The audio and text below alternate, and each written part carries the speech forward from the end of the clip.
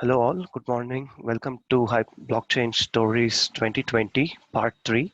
Hyperledger India Chapter is happy to host the third edition of Blockchain Stories event this summer. And we have happy news to share that we just crossed more than 1,000 interests, people interested on blockchain technologies and people generally interested in Hyperledger. We came to know, we are very happy for this development. And today we have great sessions lined up from AyanWorks, Zeeve, Snapcert, Chainstack, AyanWorks, and InfiniChains. And our first speaker for the day would be Zeeve. We have co-founders with us from Zeeve, Gan Vasista, who is the CTO, and we have Ravi, CEO um, of Sophical, and we'll start with the session on Zeeve. Over to you guys. Thank you. Yeah, Chainstack also joined.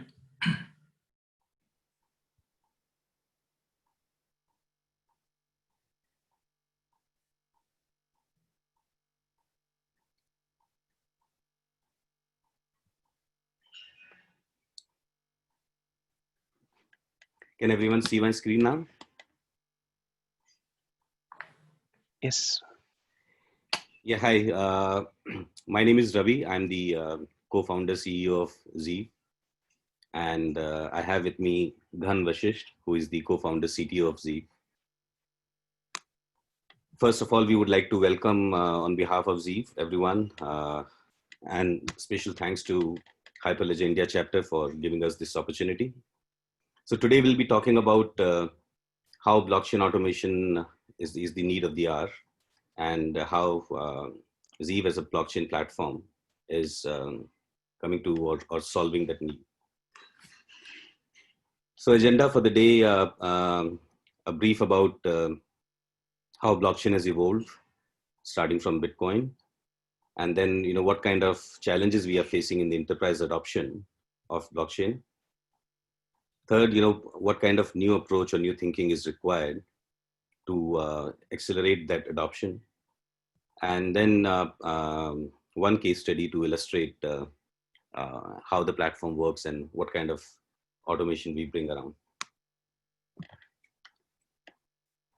So as we see, blockchain started with a white paper in 2008 by Satoshi Nakamoto. And since then, things have moved from just the cryptocurrency use case to payment protocol by Ripple in 2012. And then one of the major landmark was when Vitalik Buterin conceptualized Ethereum with the concept of smart contracts, and R3 consortium was formed, marking the start of applying blockchain technology into the enterprise segment. And then in 2014, Ethereum project was launched via crowdsourcing as the first smart contract on the public blockchain. That itself, you open the whole foray of ICOs and various other pieces. And then 2015 onwards, we have seen deployment of blockchain technology in the enterprise domain at a huge level. So Nasdaq became a trial in 2016. Linux Foundation unveils Hyperledger in 2016, and with some of the early protocols like IBM Open Blockchain, which was renamed as Fabric, and then Intel Sawtooth was incubated. And then 2017 onwards, we have started seeing some large production level use cases. Initially, most of the POCs pilots were done in 17-18, with IBM Food Trust coming in for traceability in the food segment, Marco Polo network for trade finance. And then at the same time, the public protocols have their own journey. And now we are seeing a lot of interoperability happening, because many of the use cases are talking about the concept of hybrid blockchain. So Algorand was founded by Silvio in 2018. And then in 2019, we are talking about how to solve some of the enterprise blockchain challenges, whether it be scalability, whether it be performance, whether it be deployment. managing large networks, monitoring, benchmarking, etc. And 2020, again, despite COVID, has been a very exciting year. Ethereum 2.0 is slated to be launched. Hyperledger Cactus was announced, contributed by Accenture and Fujitsu. And now, based on the study by Gartner and various other reports, blockchain is considered to be the opportunity of the decade. As per the business value which the blockchain technology will bring around, it has been slated to be almost $176 billion by 25 and almost 3.1 trillion by 2030. That said, it seems to be a huge revolution that has been brought about by blockchain technology. And especially on the infrastructure side, the way 5G is coming, way IoT to IoT or device interactions are increasing. It would be easy to say that blockchain is going to power the next infrastructure of the internet, not just from the value transaction perspective, but also from the core infrastructure. And as for the enterprise adoption, one of the recent Gartner studies said that 60% CIOs will adopt blockchain in 3 years. Vis-a-vis the study which 2 years back, which said that almost 18% of the CIOs are excited about this technology. Rest, still everybody was fishing around and seeing what this technology can do in their industry. Now, but as every new technology, as every new use case being conceptualized, challenges do come, teething problems do come. And that has been the status in the case of blockchain adoption. Some of the challenges that has been discussed around, and we have faced ourselves working with blockchain for the last 4 years.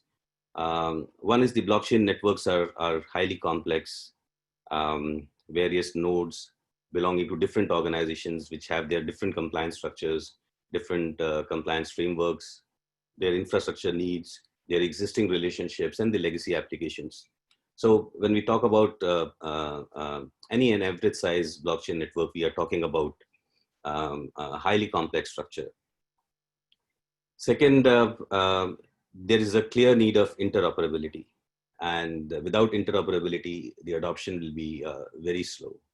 Fortunately, a lot of startups and a lot of initiatives have been taken in this area. And we would see more and more interoperability happening among the protocols as well as the legacy applications. Third, one of the most important factor is that smart contracts require one on the audit and security side. So standardization of smart contracts are one of the major areas that need to be focused on. And at the same time, a regulatory framework has to be there to take care of legality of these smart contracts, as well as some of the recent use cases which have been conceptualized, like whether it be in the DeFi ecosystem or tokenization of assets, etc. So until unless there is a regulatory framework which governs not just the third-party data which is imbibed into smart contracts using oracles, or the underlying assets in the case of tokenization of physical assets, it's a regulatory framework is something required, which will go a long way in helping blockchain gets adopted in the enterprise segment as well as in the government segment. And last but not the least, blockchain expertise is one area, because this technology, unlike other technology, just do not require core concepts of the programming or operating system or databases, but it also requires a lot of understanding of game theory, how incentivization needs to be formed, token economics, and then of course integrating with large legacy systems, so Open API, OAuth, etc. Now, from that perspective, today, if we want to increase the enterprise adoption, especially from the standpoint of how to deploy, develop blockchain applications and deploy and monitor blockchain networks and nodes, one of the requirement is heterogeneous deployments. As mentioned, various organizations joining a large consortium of a blockchain network may have different compliance requirements, may have different infrastructure needs. So any network needs to be deployed on a heterogeneous environment. Second, the monitoring of blockchain and infrastructure. There are a lot of tools which monitor and give alerts and notifications regarding the underlying infrastructure, but that's not enough. We do require a clear monitoring stats and real-time alerts and notifications for whatever is happening in the network itself, whether it be nodes, whether it be smart contracts, whether it be any decentralized transactions. Third, on the optimization and self-healing. So self-healing nodes, predictive maintenance, and optimized setup, because as we see a lot of startups, blockchain consulting companies are working on blockchain environments. The needs of a blockchain network are very different from the traditional application deployment. So setting up an optimized, standardized setup is very important. Same goes for the auto scaling. So scaling up and down of the infrastructure from the perspective of optimizing for cost and performance. And then seamless CI/CD pipelines. So when we talk about production pipelines, we need to have a seamless CI/CD integrations so that not just the implementation, but continuous updates are done in a very seamless manner. And then analytical dashboard, which basically gives analytics, helps in benchmarking the standardized deployment of blockchain nodes, and give meaningful analytics to take decisions. Now I'll pass on to Ghan to talk about what's the new approach, how, what needs to be done to change the existing thoughts or process or concepts into a blockchain-based concept. Ghan? Right. Yeah. Hi, everyone. So, now we'll focus upon first that what is currently there, and what currently there is a bespoke stack. What I mean with this is that every particular enterprise scenario or organization or solution which is being deployed or implemented, they have their own particular implementation patterns across industry based upon the expertise they have got, and based upon the trust on the toolkits they have been using for long, or maybe adopting in future. And not just even across industry, across different enterprises or organizations, even in one network, if it has like 4 participants and 4 of them are are different departments of an organization, it may be considerably simple to adopt a single stack of tools and technologies to achieve the solution. But as soon as the single solution crosses the door of the company, it becomes complicated. So you can imagine a supply chain solution where the manufacturer, the OEM who started the network as an admin organization, may be using Hyperledger Fabric, using Kubernetes on Microsoft Azure as the infrastructure partner of theirs, which may be there for years. While when they scale it and add a participant onto it, which could be one of their procurement, the suppliers which they procure materials from, they may have AWS as a partner, and their expertise must lie in VMware from the IT side, or the technology toolware side, and they will adopt that specific stack. So not just onto the protocol and basic layer of infrastructure and automation tools, but also beyond it, where monitoring comes on board, and optimizations come on board. So people who prefer AWS as a cloud partner, they use different monitoring tools. Open organizations, they use different monitoring tools. Some prefer Grafana, Prometheus as open source monitoring tools. So this is a very user or use case specific stack. Now what we are talking in the new approach is a stack which is standardized, structured. It should cover all the heterogeneous infrastructure supports, be it any leading cloud or even private clouds. And then comes another layer, which is the orchestration layer, and how you actually run upon that cloud infrastructure. So that covers every possible tool, but not just every possible tool. So for say, if I'm saying that, for example, Hyperledger Fabric works the best optimized or the fastest or most performative way with Kubernetes. This helps it scale up and down in every way. So I would choose Kubernetes for Hyperledger Fabric. But if it is like, you would require Podman or maybe go native for Sawtooth, then I would say the system should choose Sawtooth over native, sawtooth using native deployments over any other types. So this layer, ensures that you have a stack available and the system chooses what is best for your network without changing the expertise. Then the next layer is about supporting different protocols on top of these two layers. So you have a heterogeneous infrastructure layer upon which the system chooses for you what is best for orchestration or deployments of these protocols and keep them running and have a heavy requirements fill in from uptime performance point of views. And then you have a choice to deploy any. So it doesn't matter that what kind of expertise do you build.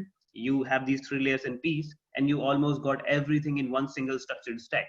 Then on top, it comes, the platform itself as a last layer, which ensures that you got not just these tools, orchestrations, deployments available, but consistent, services, which cut down a lot of expertise requirement, allowing you to expand your networks in bigger ways by, providing enterprise connectors, different monitoring and optimization, inbuilt logics, and security at core. So, this is the new approach which should be taken. Now, this approach says that you still have a very, very decentralized network, but you can catch the pulse of the network at any point of time with just a few clicks. However, in the earlier case, if it's 5 organization network, you have to catch the pulse of the network by reaching all those stakeholders, considering all these different stakeholders using their own tools. So you require a new approach, a new stack to do better and more optimized in enterprise use cases. Let them adopt faster with less time to market, less less downtimes, faster incident recoveries, wider enterprise connector and bandwidth on that side, and cost and performance leakages should be handled through one approach, one structured approach, right? So now we can move forward and see how Zeeve's automation provide that structured approach. So it includes all the leading clouds integrated at the bottom layer. So you don't have to worry about if your network has started with AWS, then how come your partner, when you'll invite, will use Azure or Google Cloud or IBM Cloud or even DigitalOcean for cost-effective solutions. So it integrates all clouds, and then beyond even public hybrid clouds, it integrates private clouds. So this covers almost all the possibilities on the infrastructure side. So you can create distributed hybrid networks as well. And then one-click deployment that cuts down specifically the challenges on how to set up Kubernetes, OpenShift, Podman, VMware, whichever toolkit you would want. The system actually plans it for you and does it automatically without you touching any of these. So this is the most cost-cutting piece and the most time-saving piece, where your deployments barely takes like an hour, be it any protocol, up to the enterprise level where the standards and compliances are met. And then it takes barely 10 minutes to scale, manage your networks further. Then comes monitoring, where once your network is up and running. So we all know that this is not a one-time job. So once your network is up and running, the best thing to keep it running is to monitor it consistently. System does it for you 24/7, keeps you notified. It has notification engines built in, both for resource side, which could be cloud resources or your system resources, and on the blockchain side, which takes care of different blockchain parameters. So on the cloud side, if your CPU spikes 5 times a day, system knows it. It will suggest that you should upgrade. And if you have selected auto scaling, auto healing, it will do it for you on its own, while noticing that the spikes are there and it requires upgrade. And it will also downgrade to save you the cost when the network for say only on the Saturdays every week you have high transaction. Maybe it's a supply chain production line which goes pumping on Saturdays. So the system will upscale on the Saturday and will go down on Sunday again for the whole week to save you the best possible cost.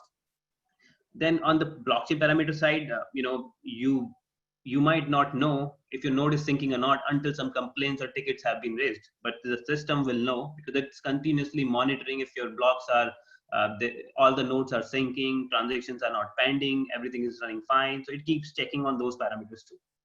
And then comes the consortium part, which I partly covered into the multiple cloud provisioning section. That it's as simple as you invite somebody as a friend on your Facebook account. So you start a network as an admin organization, and then you invite anybody simply by putting their email into a text box and pressing submit. What happens next is they get an email and they simply sign up on the same tool. So again, if you see the structured approach, there is no second vendor, there is no second team, there is no second tool where expertise needed, neither the tools. You sign up on the same tool which your partner organization has or invited you for, and then you set up the same network. Everything which is related to the networks governing smart contract, chain code, permissioning side is embedded into the profile. So whatever this new organization is allowed to do from the permissioning point of view, what kind of authorities he's got on the network, rules and everything is embedded into the invite, and it gets set up immediately on the choice of the cloud. Then scale on demand, just simply sip a coffee. I already talked about auto scaling. Even if you would want manual scaling, the system takes care of it on your actions. But yeah, I know that enterprises prefer auto scaling and self healing, because that's what cuts down the power on the expertise side and also gives you the best optimized cost and performance. Then connectors. So the system has got inbuilt IoT service, a decentralized IoT service, which let you consume the IoT data through the given mechanisms inside, which you can integrate into your IoT devices and consume them directly onto the node. So there is no centralized AWS or Azure IoT cloud, which you push data from your device to and then consume back into the blockchain. So it is not wise to consume, centralized data into the smart contracts, because that's beyond the principle of design and not recommended usually. So that flexibility is pretty much there. Now, next we can talk about that, how this structured platform approach, delivers you all this. So, the platform is kind of, structured in three components: network and security, operations and management, application and services. So the features which we talked about, they're covered partly in network and services, where you see, I have a question from Srinivas. I'll cover it pretty much after the thing. So network and security says that you've got everything covered: multiple clouds, one-click deployments, unified dashboards to monitor, see details and all, node security inbuilt, server hardening even if that is a need. So you got everything covered from that side, and we are still adding more features to it. Ops and management, it's about 100% automation.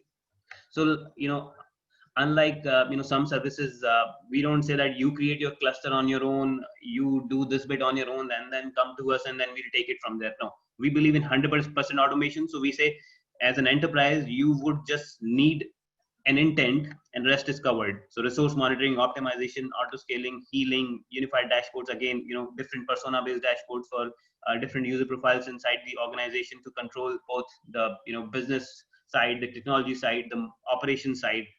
And then network visualizers, because as a blockchain, as a participant in a blockchain network, you don't see who all are there until you open up the configuration files. But we put it on screen as a live network map, and you can see people coming in and going out.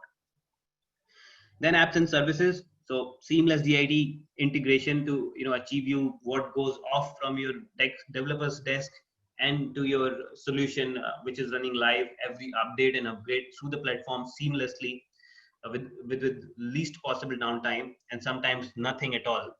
And then IoT service built at a core, and a very beautiful piece, a Play Store or Google App Store like my marketplace, where anybody can come up, join and upload their decentralized apps, which will be one-click deployable, whomsoever would want to buy.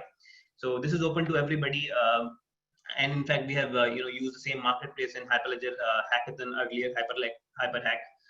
And then there are API endpoints, and then secure vault for specific key management. So API makes it very comfortable. If you don't want to jump into the complexities of the blockchain, you simply deploy your network. It gives you APIs for data sets, read and write, allow you to create schemas and smart contracts, and you simply consume and go on. So this is a complete set of tools which helps you get going in a structured way. I think I'll take some questions before I move forward. So one question is from Srinivas. Hi Srinivas. How is Zeeve different from management blockchains already available? So one major difference which I mentioned is 100% automation. So none of the platforms out there yet claims that they probably ask you that you create your own Kubernetes cluster. They say that we will do the vanilla deployment and all, but nothing takes you from zero to Z, starting from deployments, then monitoring analytics, then your decentralized app deployments and continuous upgrades both on protocol and your app through CI/CD. So this is the complete suite. So there are platforms available which covers cover this in bits and pieces. I hope that answers your question. And the anonymous attendee asked me like, oh, that's not for me, maybe. So does Zeeve has their own hosted network so that we can use or will deploy network on the cloud provider? So yes, it has two models available: bring your own cloud or the managed services. We prefer for enterprises bring your own cloud because they've got existing partnerships with their partners, and there's no point in asking them to switch it to somebody. And then there are there are internal policies, compliance, and regulations which allows them the control of their data. So bring your own cloud is for them. But if you would want to get a managed service, in this case, there'll be the Z team who will be managing your infrastructure without you worrying about it. So yeah, this is there. Now let's talk about one of the use cases which we did, and how Zeeve helped this use case excel. So this is a use case we've done with the Energy Resource Institute of India, TERI. And it was around a peer-to-peer power distribution model, and how individuals having solar rooftops on their premises can participate and exchange the value and get benefited immediately. Right now, the current model is that you have a distribution company, you consume power for them, and you pay them. And if you have solar rooftops, they discount you because you are also giving it back to the system.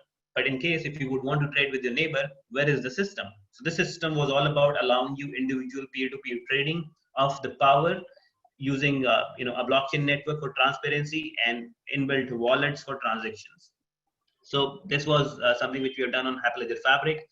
And what Zeeve's presence changed is that we were able to create this running network ready to hit the ground in 60 minutes with everything into it: stability check done, chain codes ready and tested, go live transactions are happening, everything. And then time to scale the network. The moment we decided we wanted another participant, we just simply invited, and the participant was on board in 10 minutes. So you can add organizations, you can add nodes, you can scale further. So I'm speaking specifically for Fabric because this use case was for Fabric, but this is a set of feature which is available across different protocols, be it R3 Coda, be it credits, be it Ethereum, be it Flurry, which is a recent add, and Hyperledger Sawtooth as well. So the feature set remains the same. So again, this is the structured approach. Then tools and applications, only one. You don't have to talk to 3 people, have 5 different expertise in your team. You just have to have one tool and with very generic expertise, and you got everything covered. In the end, what it saved them was 90% on time and cost. As a running use case, having everybody on board, the next question every participant asked was like, how much it will cost me if I onboard the network? We said barely anything beyond what you currently spend. So because they are running a machine, that's it. The machine is nothing but a server anyways. So, and if you cut the cost, if you optimize it in a way that saves, then it's barely nothing more than a legacy system. So the use case, we have done many other use cases similar to this one, which actually help our customers, our partners, reach faster time to markets, increase profitability, ROIs, and the best of all, a seamless, controlled, structured approach which keeps them up and running and ready for a 99.999% uptime. Right. So I think there are a few more questions, and I'll take it from Srinivas again. Any support is provided for public chains? Yes. So as of now, we support Ethereum credits as public chains. Some are being built. So we, if you have a certain use case, and if you think, that use case is on a public blockchain, and you would want support from our team, you can contact us, and we can, even build it for you if you have a, use case coming up. So we can add that public blockchain, and you can opt for a free consulting with our team. They will help you master blockchain deployments with high efficiency and low cost, and that's definitely free. So our Telegram channel is there. You can join us and continue to ask questions and get consulted with. Right. So I think we are open to questions now. Thanks, Gagan, and thanks, Ravi. We'll take questions on Q&A. Please feel free to ask all your questions on Q&A portal, and those questions will be answered. And I guess Srinivas is also asking about the docs. And maybe if you can send the documents, we will post it across in our emails, further updates. Sure, we'll do that. Thank you. Yeah, thank you. We'll continue answering all the questions on Q&A portal. Please feel free to ask all your questions over there. And up next we have our presentation from Snapper Future Tech. On that we have Naresh Jain, who is co-founder blockchain technology and innovation company called Snapper Future Tech, and who will be speaking about trust protocol for certificates. Over to you, Naresh. Yeah, thank you, Arun. This is Naresh Jain. Good morning, everyone, and I thank you, Hyperledger India Chapter, for inviting us for this beautiful platform for sharing whatever we have done and to help the community. Let me share my machine.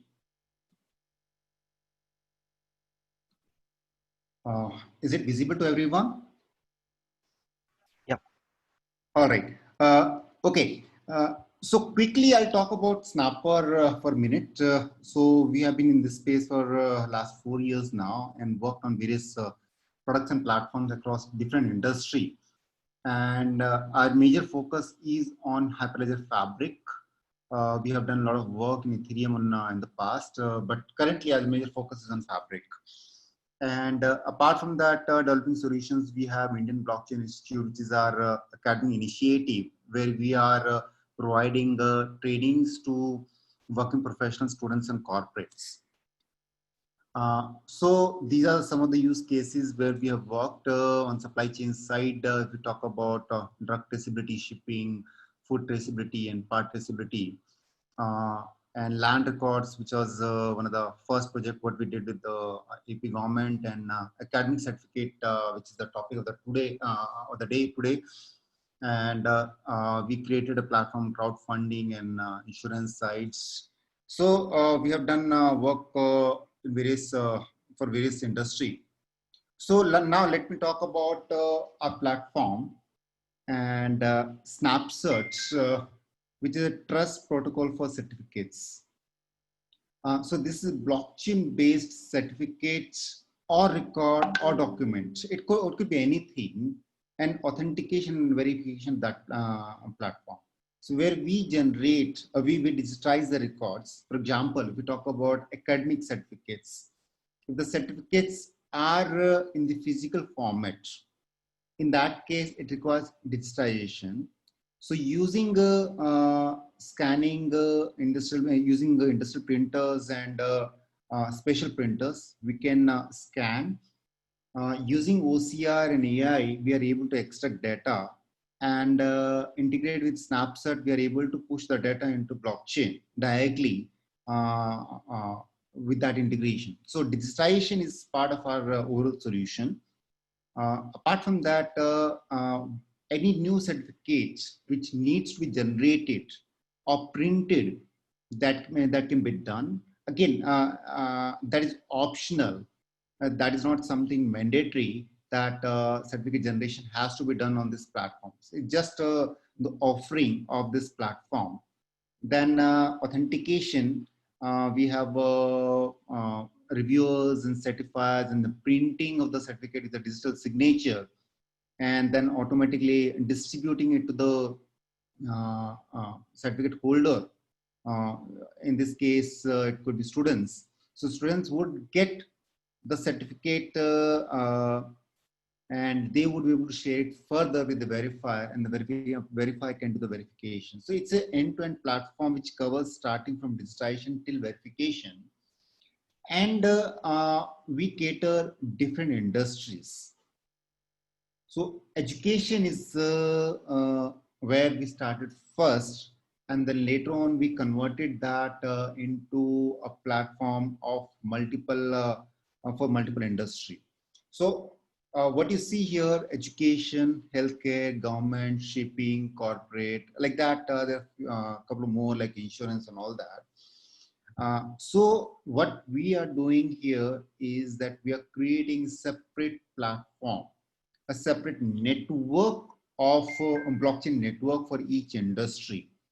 So education, Snapcert education is one network. Snapcert healthcare is another network, like that for all industry.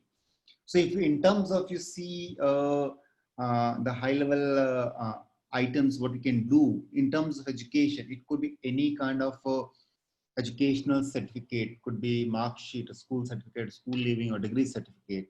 Similarly, on healthcare side,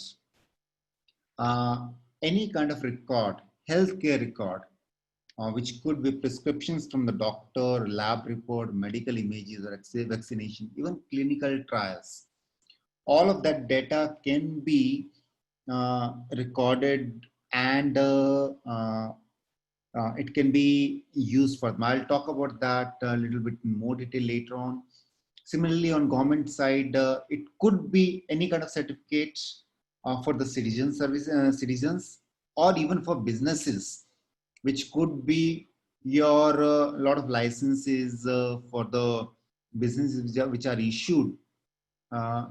So any kind of certificates issued by the government, the citizen, or businesses can be taking care. Like this platform works for all of those.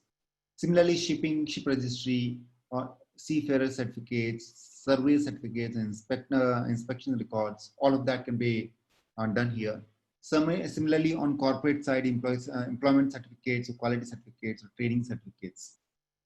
So this Snapcert platform for different industry, it covers multiple use cases. So this is a connected network. It's a generic diagram, and very simplified, in a very simplified way. I'm presenting it here. In the top, we have the certificate issuer, or it could be a record issuer. So it could be government, or academic, or corporate, anybody, where for each institution, it requires the registration on the platform, and then they can upload their certificate data or records, which can be reviewed and certified by authorized people, and then finally printing and the distribution of certificate happens. And on the left side, we have students or citizens or establishment who receive certificates. If it is for the first time, the ID of that certificate receiver, record receiver, ID will be created automatically. And then after that, same ID is used for all future transactions for that.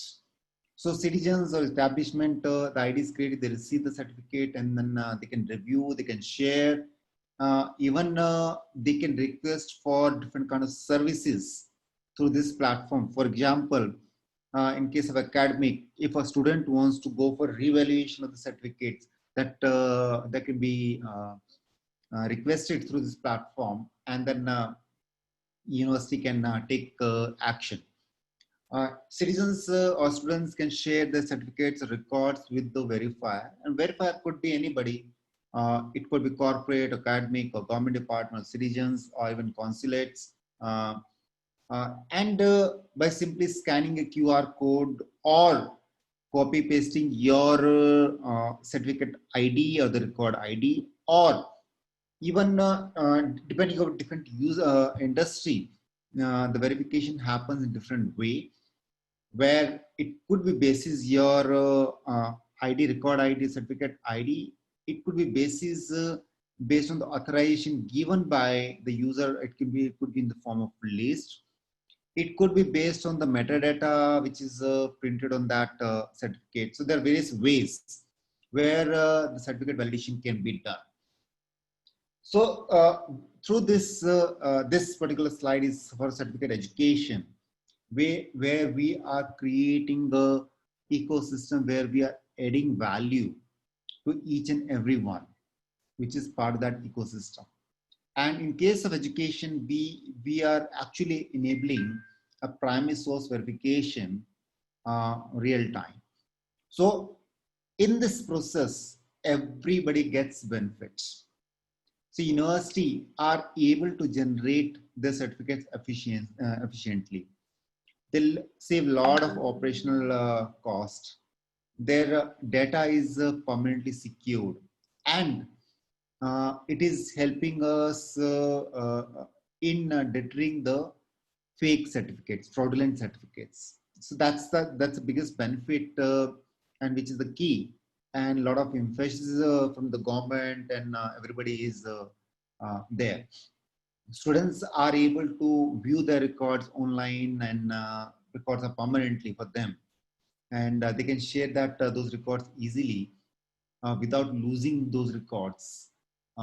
Corporates, verification agency verify they can verify the records real time, having a reliable, trusted platform while saving the money.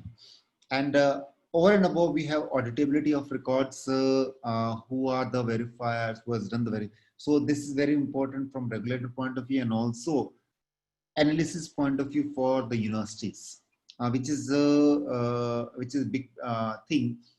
And currently, that kind of thing is not available to, especially to universities. So here we are maintaining a self-sovereign identity, where the data holder is the owner of all of their records. This is very important from a privacy protection point of view, data privacy and personal data privacy, where issuer of the record, the certificate. So all of them, whether it's issuer or holder or verifier, at all stages, everybody has to have ID created, decentralized ID created on the platform. And it requires signature if there is any kind of transaction. Even signature verification is required whenever they need to do verification. So there's an authentication of each user, whether it's issuer or holder or verifier.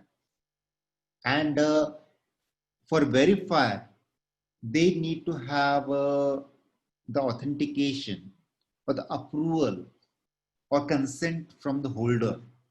So basis that, verifier can verify the records. The verifier, or so like in case of healthcare records, if you talk about, the patient can share his medical history with the doctor, and doctor can view the medical history only after getting consent from the patient. And the patient does not need to share his personal information with the doctor or the hospital.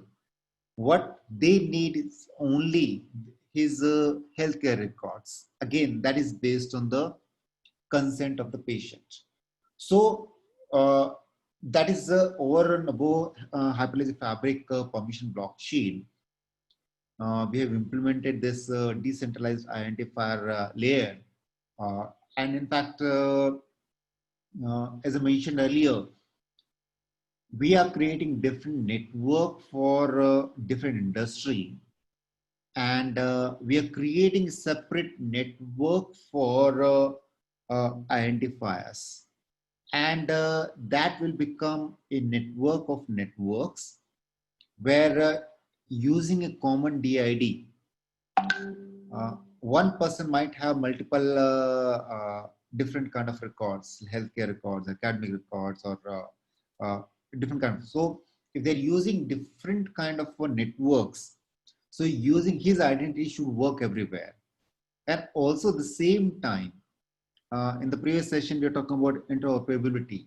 So if that person is using a different network and identity is created on a different platform, so they can connect to this network and we can use that DID on this network, on the any of the network.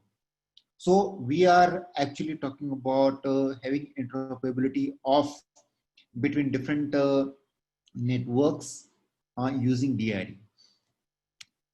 So this is again for specific to education, the blockchain network. I will not go in detail, but at high level, I'll talk about that there are multiple nodes. So we have reserved 4 nodes. For one node is being maintained by us and the other nodes are for the regulators, having 2 peers each. So the purpose of having these nodes is the governance, because data certificate issuer or data issuer, they are the real owner of that data. They are data generator, and they are supposed to take care of that. So Snapper and regular nodes are simply for the governance, and data generator nodes are there who are actually, each participant is creating, generating the data, and they are participating in the endorsement or consensus of each transaction along with. So Snapper and regulator nodes also, based on certain predefined rules, they are also participating in the endorsement. So we are creating, maintaining a privacy using different concepts like channel of Hyperledger Fabric. So each, for example, in case of academic, each university would have a certificate, separate node and a separate channel. So they have a separate ledger. So they are maintaining that ledger and the channel, and the data is private. So if there's another university who wants to participate, then they will have to, they can view the record like a verifier. So they cannot do anything, or they cannot do any transaction or view the records directly. So there's a lot of security parameters we have defined, and authentication is there. And overall architecture is a multi-hosting and architecture agnostic to any infrastructure, because each organization who is generating data, they might use a different network. So we don't want them to change their infrastructure or go for a different one. So whatever infrastructure they have, we can interface with that, and our architecture, the way it is defined, it's multi-hosting environment, and the network node can be on any server or any cloud infrastructure using a layer which works fine. So this is the blockchain network for one slide on that. So we, in fact, for Hyperledger Hyper Hack event, which was happened a couple of months back, at the time we had issued certificates through our platform for all the participants. That is one case study. And second, I cannot take the name of the customer here. So we are working on one project for COVID-19, where testing is a big problem, and it is happening at a very low scale right now. We are expecting that the testing data would be increased in use quantity, and 3 lakh certificate, 3 lakh tests would be done every day. So data is very big, but the data is also very critical in terms of it needs to be maintained securely, stored securely, and it should be used only with the authorization. So data protection and privacy is very, very important here. So especially in case of medical images or test samples, tracking and tracing of those is also very, very important. And creating a connected and automated system or network is very, very important in this particular case. So blockchain is actually playing a big role in this particular project for data protection, data privacy, tracking and tracing of the data, connecting and communicating in a very effective manner. Uh, so that's a very prestigious project for us, which we are working on right now. Apart from that, we are also working with the doing pilot with the few universities on academic certificates. So this is what I had. I can we can take up questions now. So let me go to the question answer list. Okay. Snapcert, what is the level of participation for government, corporate? Is it not the bottleneck in adoption of this solution? You are right in one way, especially from government side. We definitely have challenge, not only for Snapcert in general, because we have actually spent a lot of time with various governments in last 3.5 years. And we talk, but actual adoption is a big challenge. Apart from that, also spending money by the government is a big challenge, especially at the state level. Now we are changing our model now. So with Snapcert, we are not talking about anything capex related. So because our platform is ready, we can use that platform. And it's all transaction basis. So now we have started talking to the government again, and let's see how it works out. But anyway, at government level, corporate level, we are already connected in India and outside India for using this Snapcert. Over there, challenges are different, but it's much easier compared to government. So next is how is Snapcert education different from something like a claim with respect to end user experience adaptability? I'm not sure about a claim. I've not heard about this, but I can tell you one thing. The platform, what we have built right now in India, there are a few projects going on in that space.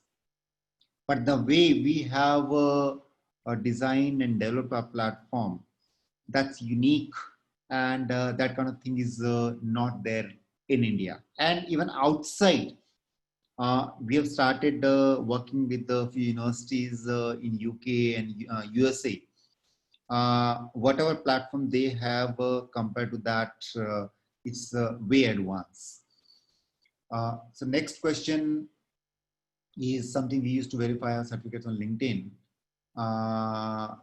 So certificate verification on LinkedIn, basically it's something, I'm not sure how it works, but in this case, the way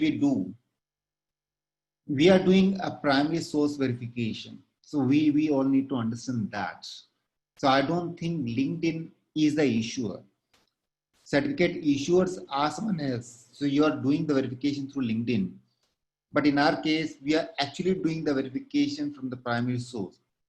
The certificate is issued at the university. So the certificates are still with them. Through Snapcert, we do the verification by going to their database. We have written smart contracts and algorithm for that, how we are doing the verification. So, but it's directly from the primary source. How the patient can share his medical history to a specific doctor. How does authorization works in this specific use case? So patient has the wallet, and through that wallet he can view all of his medical history, and he would have a choice to share those records to the doctor. And when he needs to share that, he simply needs to enter the DID of that doctor. So which can be scanned or a copy pasting of DID, and the data can be shared with the doctor. So doctor can view. Only after that, doctor would be able to view those records. And next is, how will education institute benefit in being I thought I tried to answer that question in one of the slide. There are various benefits. It's a long answer too.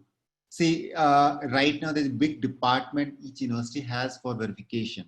It's a complete manual process. We are saying them, telling them that they don't need to have that department at all. All that will be happened automatically. They don't need to involve. There's no need of any person involved in between. So that's the biggest benefit, apart from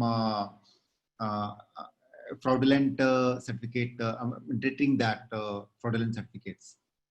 Next is regarding academic certificates. Can a student directly approach registrar and register on that? Okay.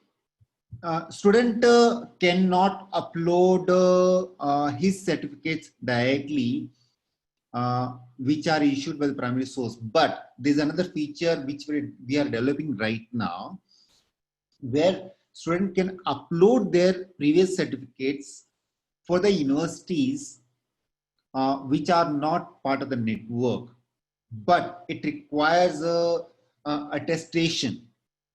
And we are adding that feature right now, where university can attest those certificates which are uploaded by the student on this platform. The only thing is, when the verification happens, the primary source verification would happen only for those certificates which are issued directly by the university on our platform. The attested certificate, they can view and can see, and the verifier can see that it has been attested, but it's not again 100% foolproof that that certificate is authentic, because it depends upon the attestation authority, what kind of precaution they take while doing that activity. Regarding academics, it can student directly this done. Naresh, thank you for great presentation. And for the folks on the call, please copy these links, and we will also share across. If you can go to LinkedIn page of Hyperledger India Chapter, you may find more information, LinkedIn details, or contact information of Snapper Future Tech. And thank you again, Naresh. It was great. Thank you. Yeah, thank you, Naresh, and thank you, Future Tech. So now we have a next topic from the Chainstack, and Chainstack is a managed blockchain service platform, and they have a platform for even the Hyperledger Fabric and Coda, Ethereum. And from Chainstack, we have Eugene, CTO and co-founder, who will represent how we can deploy the Fabric 2.0, which is recently released by the Hyperledger Fabric team. So how we can deploy in 5 clicks the 2.0. Over to you, Eugene. Thank you. Hi guys, thank you for having me. I'm Eugene. I'm based in Singapore, which is very close to India, and we actually see a lot of activity on blockchain protocols in India. So there are a lot of protocol developers, there are a lot of application developers. So actually it's very interesting market for blockchain, and we see a lot of enthusiasm coming from this market. So it's great to be here. It's great to share a few insights about like what we've worked on for the last couple of years and what we've built. So I will share my screen now, and we'll start with a few slides. So today we will talk about Chainstack a little bit. What's the platform, how it helps developers, how it helps guys in operation teams to work with blockchain networks and nodes, and how you can actually work with Hyperledger Fabric on Chainstack, and in particular version 2, because we are the first managed platform to support Hyperledger Fabric version 2. So it will be probably quite interesting, because I will be also doing a small demo on platform and even on the web application on top of Hyperledger Fabric. So let me start with a brief introduction of Chainstack. So Chainstack is a managed blockchain service platform. So in a way, it's my deck is sort of follow up on the Zeeve's presentation, but we're taking the idea of automation for blockchain networks and nodes to the next level. So we're not just a tool, we're a suite of managed services that allow you to start building in basically 5 minutes after you register on the platform. So you can deploy much faster. You can deploy your Fabric network in roughly like 7 minutes. And I will do a live demo in a few minutes on that. We have a very intuitive user interface that we put a lot of thoughts on, because we want developers to have a very nice user experience and developer experience with blockchain, similar to what they have today with other web tools and applications. We support multiple protocols, so we support Hyperledger Fabric, Corda, Quorum, multi-chain, and a couple of public blockchains as well, like Ethereum and Bitcoin. We also support multiple cloud providers. So today we support AWS and Google Cloud, and we are on the way to support other cloud providers like Azure, for instance, that is going to be rolled out next month. You can also see, if you go on our pricing page, that the pricing is pay per use, so you don't need to commit to anything. You can try it out for free completely for 2 weeks, and then you just pay for usage. So if you use your network or node like for 1 hour, you just pay for 1 hour. We've been mentioned in a couple of interesting places. So we've been highlighted by Gartner in their recent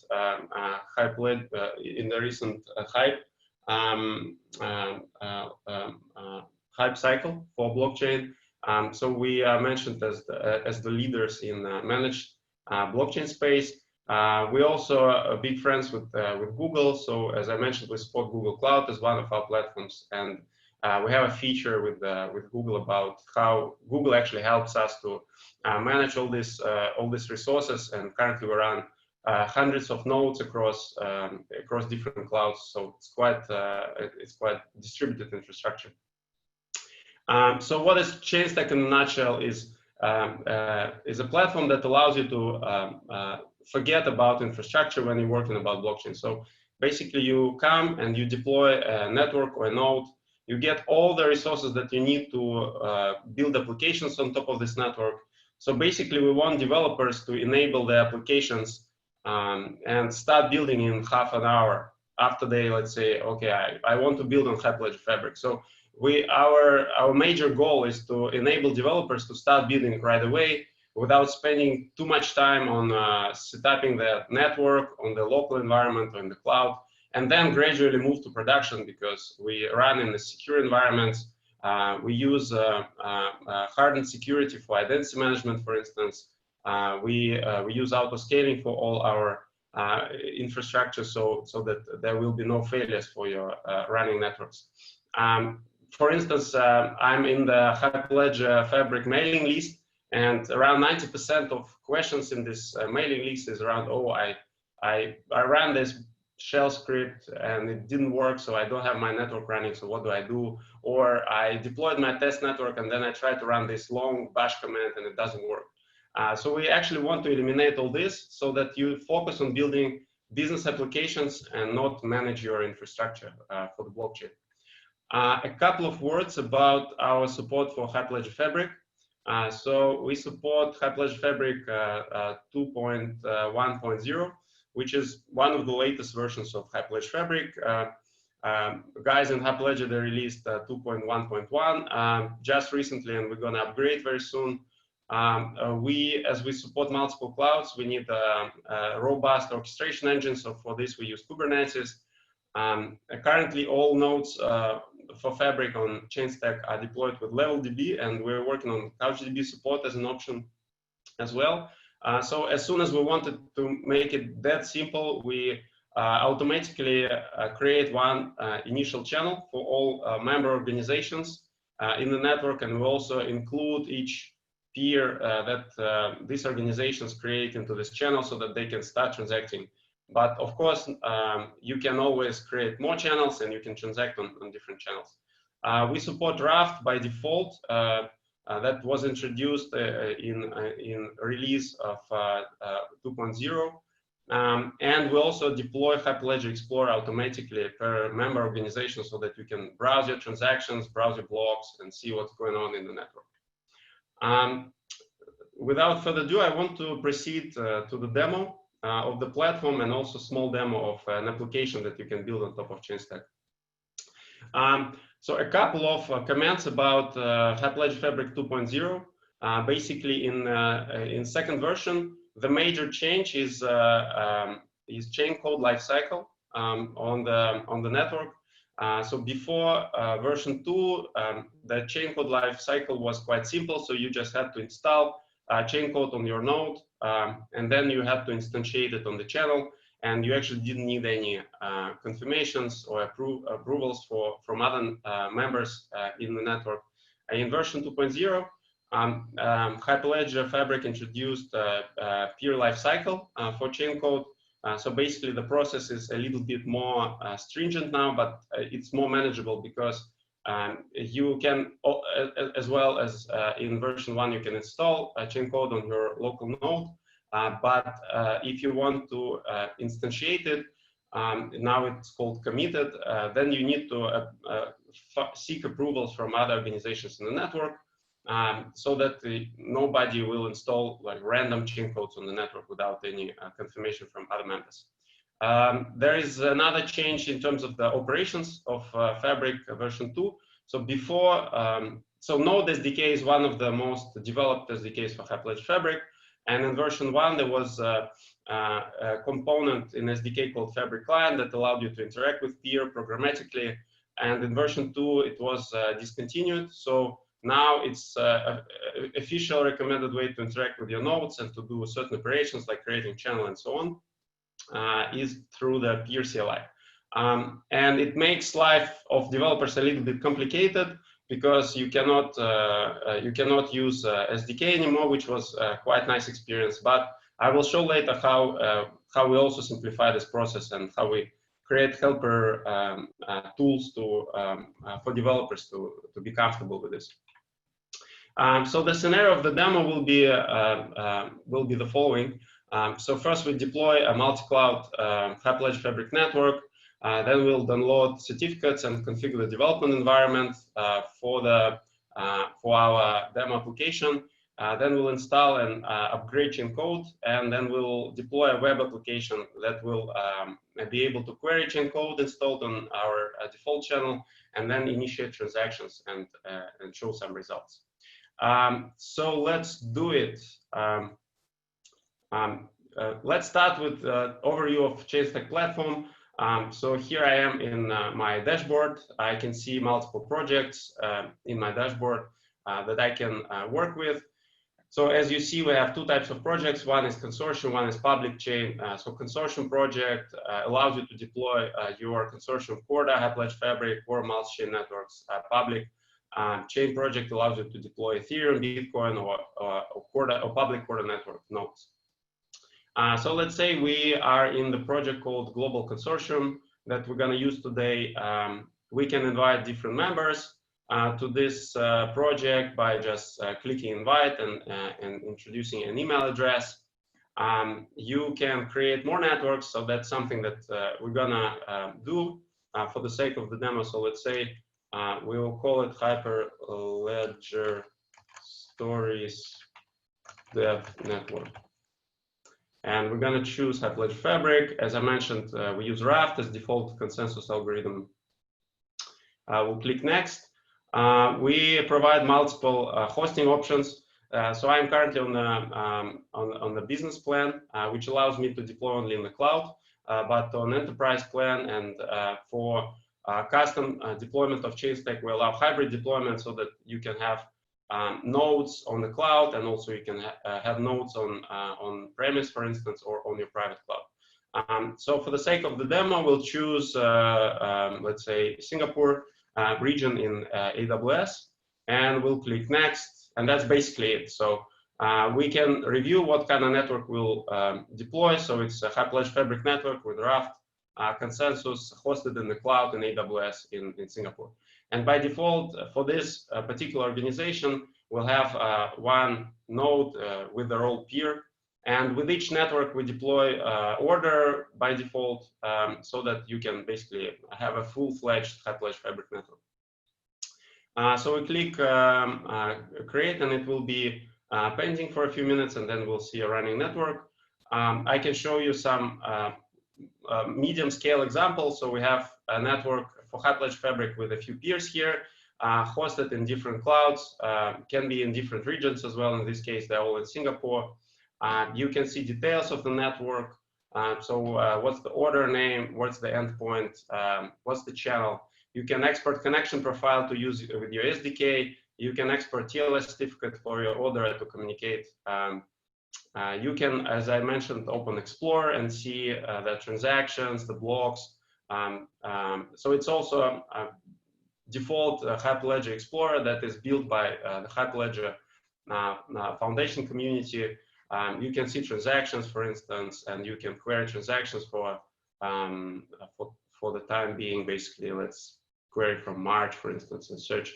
So you can see different transactions with different chain codes. So in this case, I was using FabCar, and also there is special lifecycle chain code that I mentioned is used for chain code lifecycle. You can also overview the nodes. So basically, I have multiple organizations as member of this network, actually 3. I'm the organization called consortium operator, so I can, let's say, do something with my node.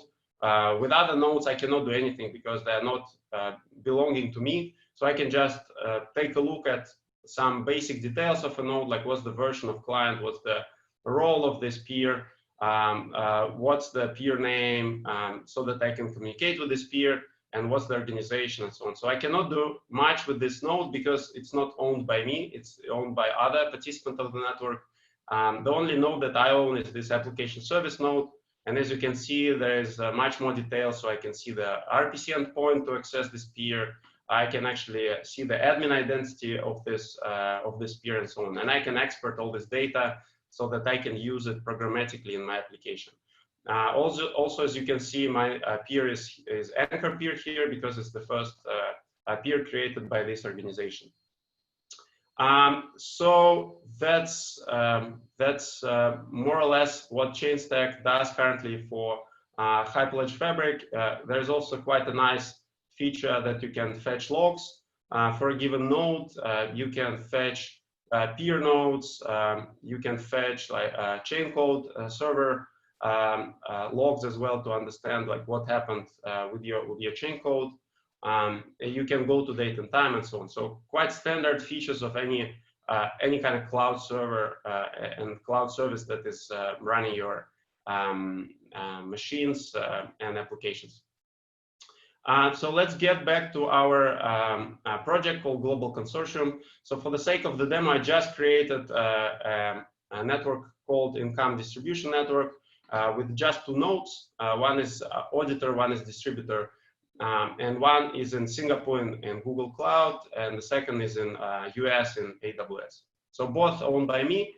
And now I want to go through a tutorial. Of course, I will not go through all the steps, but I want just to have a brief overview of what you can do.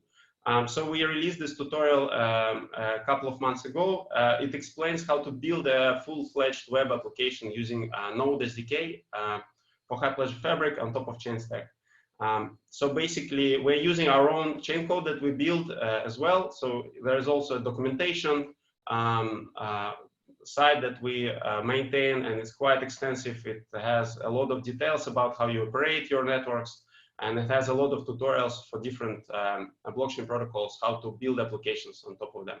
So in this case, we have this chain code for universal basic income, and there's a whole tutorial on how you actually build this chain code, how you package it, how you install it, how you commit it, and so on and so forth, which is more detailed and which is interesting for those guys who actually want to build chain code and learn how to do it in a very easy fashion.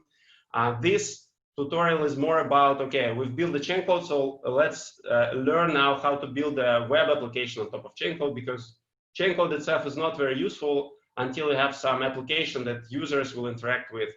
So we've built a sample application for this purposes that will interact with the chain code. So this application has two components. So we basically have a simple front end. We have Node.js service, and this service can talk to peer CLI and do commands through the peer CLI to our peer. And it can also expose data for our front-end application, obviously. So I've done most of the steps here. So I set up a Hyperledger Fabric network, as I mentioned. I downloaded the Git repository, which is publicly available for anyone. I downloaded the binaries for Hyperledger Fabric. We have a nice script for this so that you can interact with the network locally. I downloaded the necessary files. I copied the environmental variables from the platform. And basically, what I get is my env file. So here I'm in VS Code, and I'm having my env file with all the data supplied for this demo to work.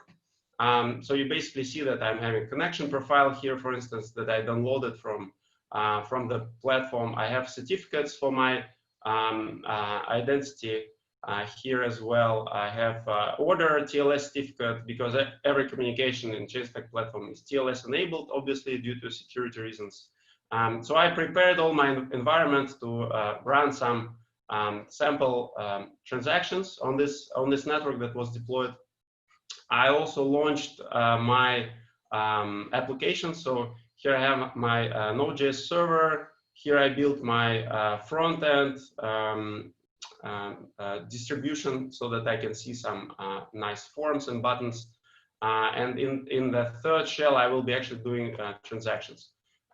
So here I have a running application. So as you can see, it can basically it can query a channel and see what are the chain codes installed on this channel. So currently there are no chain codes because it's a fresh network. So now I'm going to install and instantiate basically and commit the chain code on the on my peer and then on my channel. So here is some simple command that I can reuse from this tutorial to do this. So let's run it. It will take a couple of tens of seconds because it actually packages the chain code and then it's installing it. So the output that we'll see is similar to this output. And then basically what's happening, it executes the script that uses peer CLI to do all these steps like package chain code, install chain code, approve chain code, and eventually commit chain code. And then it basically generates the contract for me that I can query from the front end, basically, which is quite nice. Because I can actually create transactions from my front end. I can fetch the status of certain fields also from the front end. So it's quite useful just to interact with the sample chain code, which we built. In this case, this code is relatively generic, so we actually can use any chain code with this tutorial.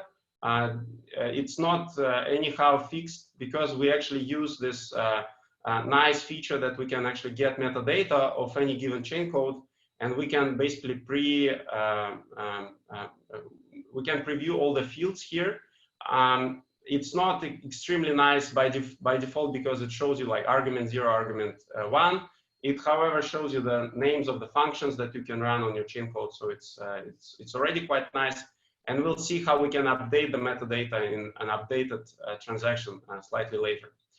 So as you can see, we just installed the Freedom Dividend chain code on our node, and also we committed it on our default channel.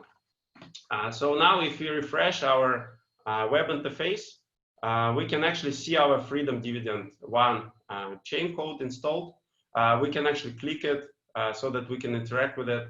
So for instance, now it's quite simple chain code, so it can basically set and get certain fields, which is SSN ID and description for the distribution of funds. So we can try to query this chain code. So let's say I have some sample SSN ID that I have, and I try to query it. And of course, it returned me an error because this SSN ID doesn't exist on the blockchain because I just installed and committed the chain code. But I can create it sample SSN ID, and I can opt into this Freedom Dividend program. So now I see that it was successfully invoked, and now if I query it again, I should see the sample SSN ID description. So it's quite straightforward, right? What we can do next, we can actually upgrade the chain code because now, as you see, we have oh, okay, I already did it. So we have this nice SSN ID and description instead of argument 0 and argument 1. But generally what you can do, if you don't see it, you can download the metadata in JSON format and then replace some fields and then run your chain code upgrade. And then you can basically see the nice fields that are self-explanatory and you don't need to do anything else. So for this, we can use any chain code, as I mentioned, and it's not limited to this Freedom Dividend sample. It's just for the sake of the demo. So that's it for the demo. I also want to say a couple of words on what's going to happen on the platform next with regards to Fabric support. So we're gonna have an API for network and node orchestration. So basically you will be able to do the same operations as I showed, but programmatically. So you can spin up a new network and a node and do whatever I just showed from the UI through the API, so that, let's say, you can build some CI/CD pipeline for your blockchain applications.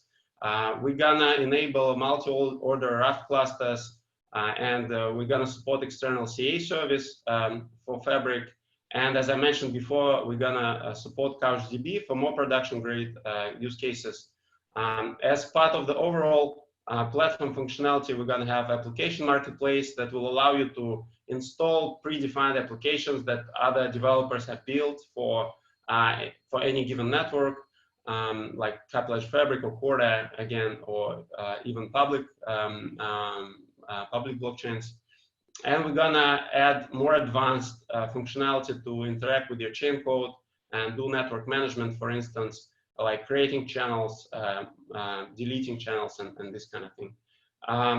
And part of the platform will also be custom cloud deployment. So now you can use our fully managed platform from the SaaS offering.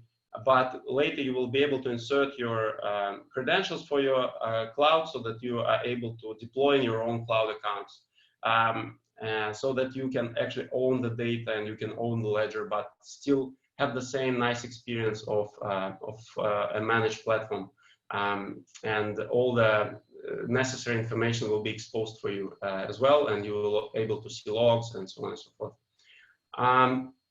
That's pretty much it. So as I mentioned, you can try Chainstack completely for free for 2 weeks on console.chainstack.com.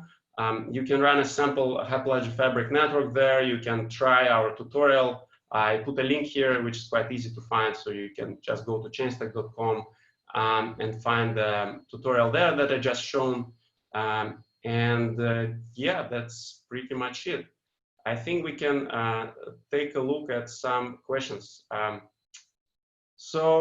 Thank you very much for your kind words about cool work. External CA, yeah, I just mentioned that we're gonna support it later this year. So far, it's the CA that we manage ourselves. Nice question about comparison. I actually have a slide about this. If you like, I can go through it. So let me see. Okay, there's a comparison slide with our major competition, which is IBM blockchain platform and Amazon managed blockchain. So basically, if you take a look at this comparison, we support the latest version of Fabric, and it's not supported on other platforms. So for instance, Amazon managed blockchain supports only version 1.2, which is quite outdated. We are not the cheapest option because we provide a lot of features, as you just saw. We are currently in the middle between Amazon and IBM, so we are a bit more expensive than Amazon. But if any of you had any experience with Amazon managed blockchain, you know that it's not as automated, so you still need to do a lot of manual things. You still need to go to console to set up all this. You still need to set up your Kubernetes clusters and so on. So it's not as nice experience, and yeah, basically these are the like quick comparison points. If you want to learn more, you can always reach out to me. We can talk about this. There's another question about what API models does Chainstack use for invoke and query chain codes. We're using yeah, as I mentioned, Fabric client is already not supported for 2.0. So for invoke and query chain codes, we're using yeah, Fabric network basically. Fabric SDK deployed in cloud service as Docker image. No, Fabric SDK is running on my personal laptop that I just shown. So I just npm installed it as part of my client application basically. If we want to interface with any existing applications, what capabilities provided? I'm not sure what you mean by existing applications. Is it like those that are already built for Hyperledger Fabric and available in the community?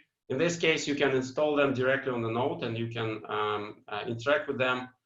If you're talking about more high-level interaction with the chain codes installed on your nodes, actually, again, as I mentioned, we are going to provide more advanced tooling to interact with your chain codes right from the platform, including through the API. But so far, you need to use external tools like, again, Fabric SDK or Peer CLI to interact with your network. But we try to make it as easy and as seamless as possible so that you don't need to take care about like generating all this data and like deploying all these nodes and so on and so forth. Guys, if there are no more questions, yeah, I think we're. I see one more question on the chat. Probably it's on the chat. So is it a Kubernetes cluster where it is deployed? Yeah, as I mentioned, we're using Kubernetes for orchestration.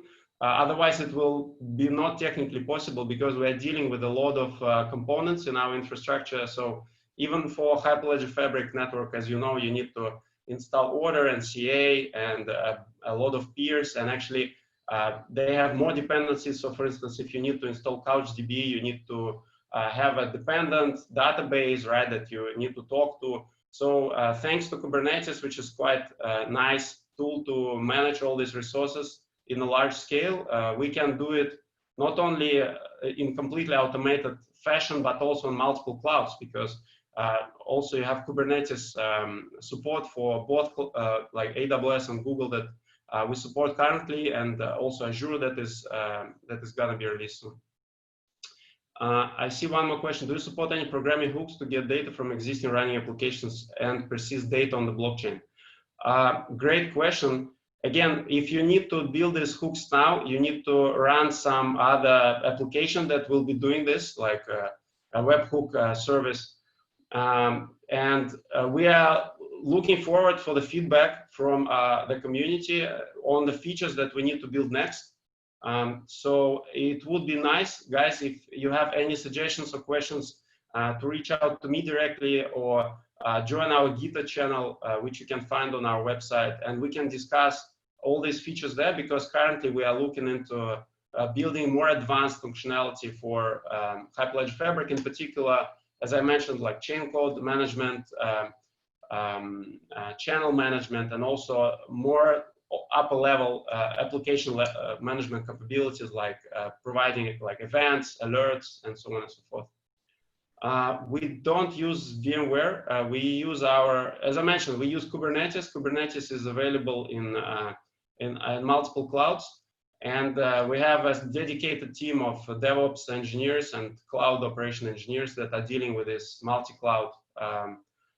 We of course have it all automated as well. So for instance, for a multi-cloud automation, we use Terraform heavily, and all our infrastructure is programmatically deployed, so we don't actually deploy anything manually. So whenever we need to support another region, for instance, or another cluster, we can do it in a few clicks through our CI/CD processes. I think that's all, guys. Thank you very much. If you have more questions, I will be happy to answer in the chat later, or again, you can reach out to me directly. I will be happy to discuss, or join our Gita channel. We have a nice community there. Thank you. Thanks, Yeah, Eugene. thank It you. was a great presentation. And thanks for joining us. Up next, we have, thank you. Up next, we have a presentation from AyanWorks team. And for that, we have our co-founders of AyanWorks joining us, Ajay Jadhav and Kiran Kalan Kulkarni. So this is one of the most spoken about question in these times, where especially the COVID-19 situation. How do we get an immunity passport? And we have Ajay and Kiran talking about that for us. Over to you guys. All right. With due permission, I'll share my screen with everyone. Yes, please. Right. Let me know once we can see the screen. Yeah. Yep, we see. Okay. Yeah. Good afternoon, good morning, and good afternoon to everyone. Thanks, guys. This community is really shaping up. Maybe started some time back, and now we see 1,000 plus. So wonderful to see. Right. So foremost, AyanWorks has been in the industry from last 5 years. We have been, of which around 4 years, we have been into specifically blockchain solutions development and all of that. Since last 2.5 years, we have been very specifically focusing into the SSI, or decentralized identity space. And that comes with our credibility to even deliver solutions to our customers as well across the globe, rather. Yeah. So today, as Arun rightly mentioned, we are presenting the most spoken about concept of immunity passport. A disclaimer here that we don't claim to be knowing what exactly it is really to do with the immunity passport per se, but it's just a concept that we are talking about here, and a possibility of how we can effectively get benefit from the technology in today's COVID-19 pandemic and post-COVID-19, wherein trust is going to be the major question coming across in every interactions. So with that, we'll quickly start. I'll run all of us through a few slides, and probably will follow with a demo and question and answers. All right. So we'll briefly touch base on what are the challenges that we talked about before COVID-19, and how we are seeing the unprecedented challenges today with the COVID-19 being already through there. What should be, there was a thought that we had, what should be the guiding principles in terms of the expectations from the solutions, technology, which can really be leveraged to get benefit from. What potential use cases that we can think of when we go in the future, and how self-sovereign identity-based solution is really something which is promising as a technology rather. And then we'll have a quick demo. Right, a lot of news, a lot of things. I've tried to capture a couple of things, two, three of those news. One to do with self-sovereign identity, and other to do with the medical records and the history and data privacy at the same time. So Gartner Innovation Research says that probably by next 5 to 6 years, we will come to a situation where we will have to bring our own identity than using a federated one, right? And that's a lot said. And we're talking about 100 million at least as we see today. Another one from World Economic Forum says that global travel is set to increase by 50% by next decade, right? And there are so many pain points that we see today. Is there a way by which we can have a digital identity which can work seamless across all airlines and across the nations rather? Yeah. So on and so forth. Bill Gates says that we need to have a digital certificate to show who has recovered or has been tested recently, or when we have a vaccine and who has received the vaccine rather. That's exactly what is going to be once we get the vaccine in place, right? So just a glimpse of what is being asked in the industry as we already speak, and what are the challenges that we are talking about. So prior to the COVID-19, things were pretty normal. We're going good. There were a lot of effort going on into identifying individuals to cater to specific needs. Like we see lot many laws coming up. GDPR is one such law. Then we have the California Act, CCPA. Then India is also on the verge of getting another law which talks about data privacy and personal information security and all of that. And we always are on the hunch of balancing between the data privacy and providing essential services based on the data, right? So we keep on saying that data is the new oil, but then nobody talks about how we secure the data, right? That has been the era when we got into the COVID-19 situation. And today, when we are in COVID-19, we know there are enormous questions coming our way. Am I in danger? So there are so many questions which come our way, right? And tomorrow, once we pass through this phase, probably we should get very sooner out of this phase. The trust is going to be the major question coming on in every interaction that we have, be it human to machine, human to human interactions, and all of that. Some of the checklist items that we have just listed here: who has been cleared to travel, knowing who is safe to let in the offices, right? Is there anyone who needs a special tracking because the person probably comes from a containment zone? Who should be permitted for certain types of treatments? Is there any privilege that we have to give the person being coming from a COVID positive test and has already damaged the lungs, right? Who has recovered and been tested recently? So on and so forth. Once we have the vaccine, that itself is going to open a Pandora's box as to who has received the vaccine, who has developed a immunity by herd. There are so many questions which are going to poise us, which will question the trust in individuals and the transactions rather. So we thought of probably giving a perspective here, putting a perspective here. So what we think are going to be the guiding principles and how the solutions that come through should cater to these principles and should be at the same time giving benefits for the purposes being brought in. So let's look at them quickly. First and foremost, when it comes to credential issuance, whenever we are issuing some certificates and everything, it has to be easy and economical at the same time. And when we have that achieved, we are talking about a process which enables a quicker process to issue the credentials and with not much of skill required by the entities which are issuing the credentials and all of that. Second principle we thought of was credentials holding. It should be simple, understandable. It should be in definitely a digital form because we want to make sure that we still maintain social distances. We don't pass on the potential of the virus through the paper or physical form of certificates. And it should probably also provide a paper-based one at the same time. And on the purpose that we're talking about from the solutions which follow the guiding principle, we think that better customer experience and fastest adoption is the key over here, right? Credential verification is another part of it, wherein it should be secure, scalable, and it should be with existing infrastructure as much as possible without a need to invest into too much of infrastructure cost at the same time. And on the outset of it, once we have this, there has to be a purpose which says that the authenticity of the data and instant verification, yet privacy is maintained. And next principle we think of is that it should follow global standards, open standards and formats so that there is interoperability and there is no vendor lock-in per se in one company or other, right? Last one we thought of that it should support privacy by design principles, that if the privacy is attained by design itself. And then we talk about adhering to the citizen data protection rights and avoiding data leakages and data frauds and all of that, which will anyways get caught in the laws of respective countries and nations and states, right? So with that, we see that there are some of the potential use cases that we can think of as we see today and what we will need in future. This is just on top of the mind that we had. We are sure there are going to be enormous use cases as we are delivering solutions to our customers. We already are working on a few of the use cases that we cannot disclose over here, but those are really simple yet very important use cases that we're talking about, right? So a proof of permission for care workers. And tomorrow, when there are the healthcare workers who are going to step out, as we speak already today, do they have a permission in the first place? the permission comes with their immunity credential as well. Do they have immunity by vaccine? Once the vaccine comes out, everyone will need to prove their vaccination record, right? Uh, there is a track of proof of the recent health conditions as well. I'm being fit, I'm being in a good condition of my health.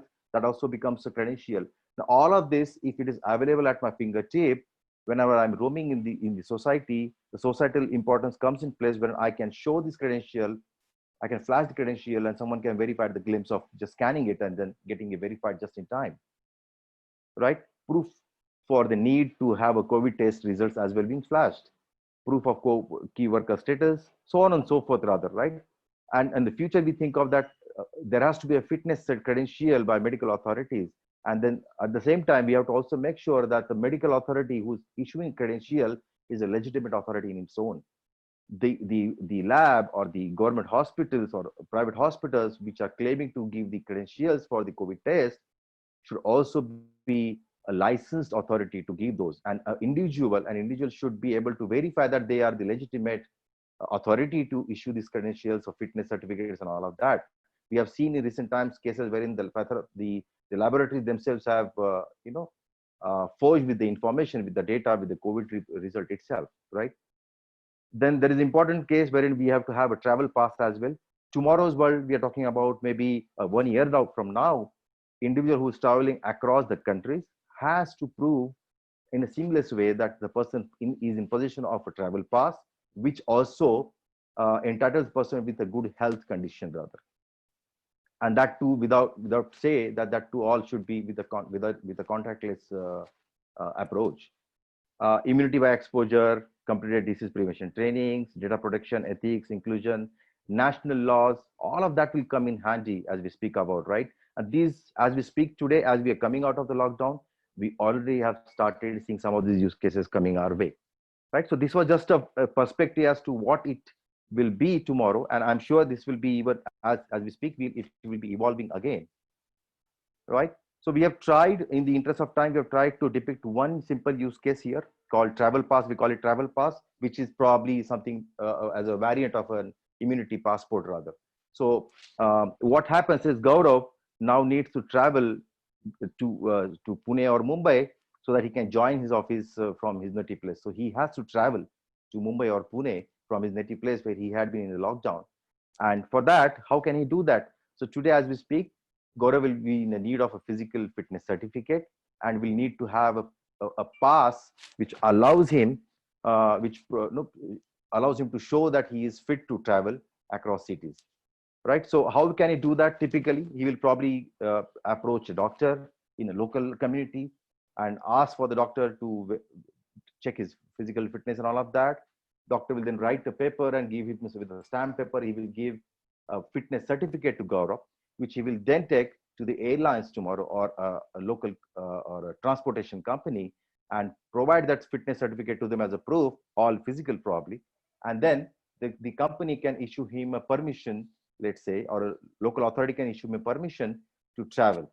With that permission to travel as a travel pass, he can probably go to the airlines and claim a ticket to be purchased, rather. Yeah. So that's what we have tried to depict here.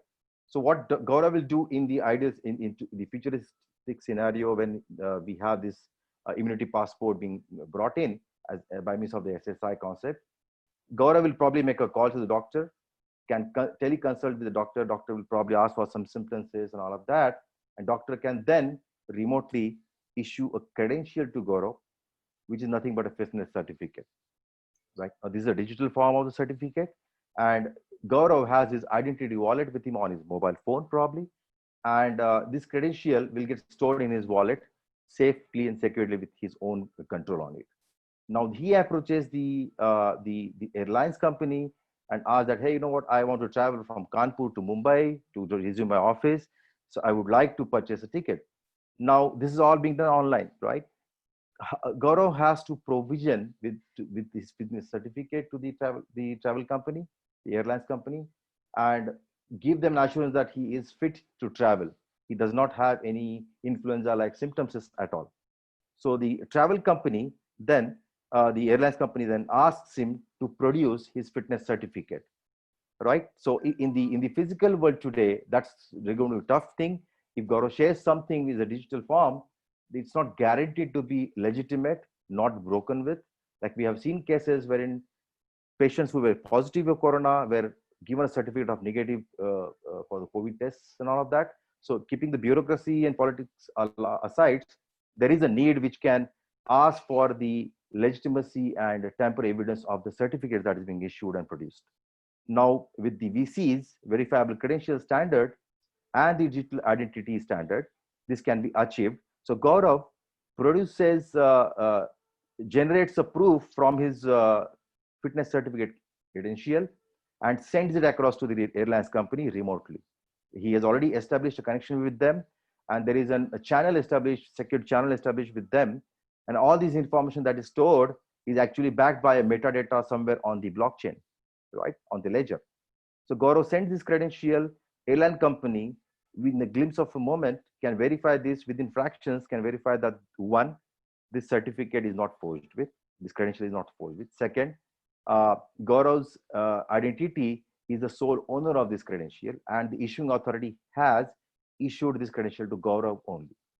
So these three things being verified, and the results of the test alone, that Gaurav is not having any symptomatic evidences, the airlines company can verify that yes, Gaurav stands to be valid passenger, traveler to travel and can be issued a pass.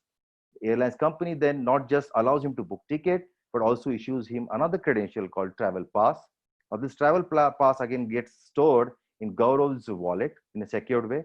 And Gaurav, when he's traveling across terminals, across the airports, across the city, can flash this travel pass on his mobile and can be verified remotely by a peer-to-peer person as well. Someone else, maybe a government authority or a law enforcement authority, can verify that by just scanning the QR codes on his mobile without touching, and can verify it remotely rather. Yeah. So that's a simple use case we are trying to depict over here. And so we'll of course go through the demo to cover this more elaboratively. I'm not going through the questions right now. There is a question. Let me take the question rather. So the question is, how does verification happen? Does Dr. Airlines all need to be part of the network? What is the feedback you're getting from medical practitioners, airlines in implementing this solution? Good question, Saurabh. Before we go to the solution part, I'll definitely love to answer this question.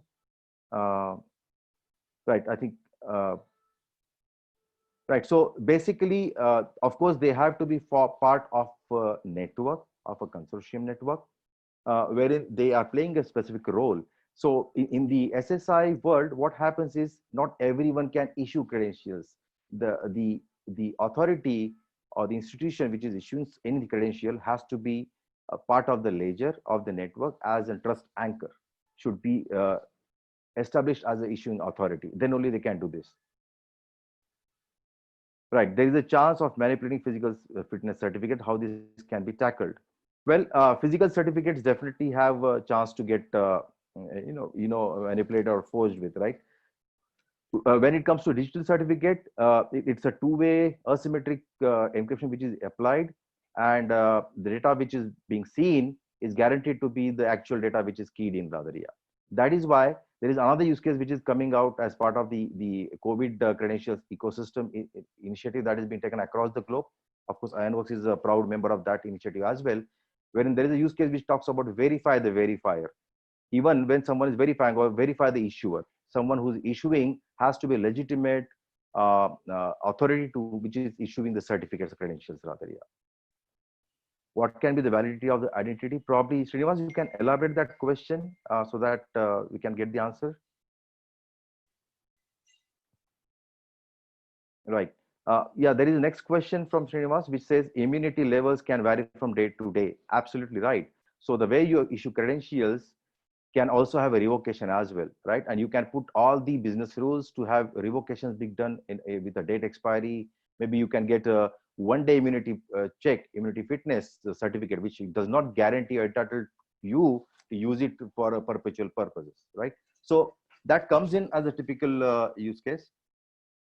What can be the validity of the identity? Well, there can be a governance brought in when someone is being issued an identity. There are few governments across the globe which are already using this in production across the states. British Columbia is one such state in Canada, which is already using the SSI for issuing benefits and other credentials and everything to the citizens of the state. Rather, Alberta is the next state which is moving in the same direction, and likewise there are a few more countries as well which are working on the same concept. Rather, yeah. So the identity, the decentralized identifier is standard which is being used in this stack. Srinivas, we can talk about that in subsequent slides though. All right, let me go to the next slide. So what's about SSI? Ajay, you want to take this question, this slide? Yeah, sure, Kalyan. Yeah, thank you. Yeah. So as we're talking about the standard, so it's basically a date standard which is incubated under W3C, and there are two standards. One is the verifiable credentials standard, and another one is the decentralized identity DID. So this picture depicts in the previous sessions also. I think Naresh already explained this one, but in a brief, this diagram explains how the entire ecosystem works. There is in the ecosystem we can see on the left side the issuers who generally issue credentials like driver's license or degree certificates, or in our case in COVID-19, the hospitals or pharmaceutical companies issuing the test certificates. So those are the issuers who issue the verifiable credential in the W3C VC format. That's again cooked into the platform itself. They don't have to do anything but just to consume the APIs. The issued credentials goes into the holder's wallet. Individuals like you and me were looking for the certificate.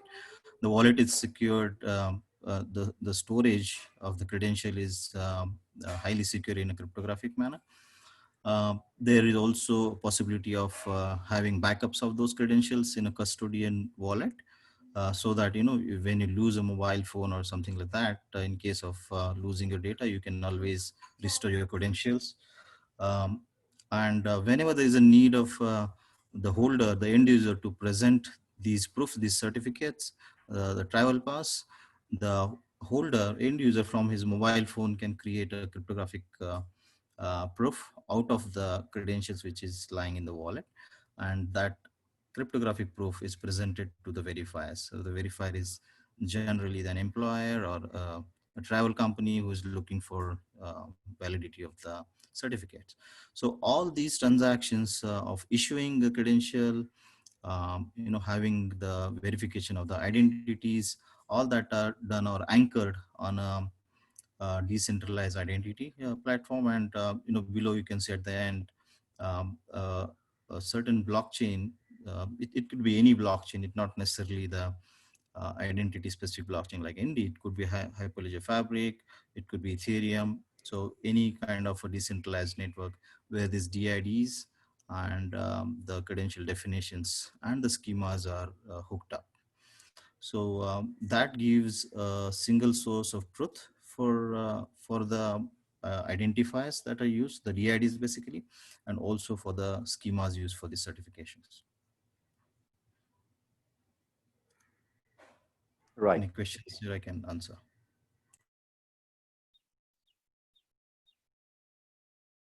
You can move on, Kalyan. Okay. So with this thought of giving a deep dive into our platform that is credible, which is again using the SSI stack, a quick way to look at what exactly it has and where it offers the credibility of the certificates and credentials and all of that. Unlike today, one person, one identity, one credential, one identity wallet, and can have multiple credentials being used and stored there, right? Ease of use. It's completely self-sovereign. It's not a federated identity. I own the identity. I own the credentials in the identity wallet, and I decide with whom to share the credentials, as rightly mentioned by Ajay. So it's owned by individual, completely decentralized approach being taken. Now there can be governance brought in on top of the decentralization, which can probably provide governments a way to do basic KYC for the individuals, and then to let them the wallet and identifier, and then start using the wallet for the transactions subsequently. completely decentralized, credentials with the individuals shared with the verifying authorities. Global standards being followed, so interoperability has been achieved by design. As we speak today, there is more work being going on in the community in SSI space to bring more interoperability.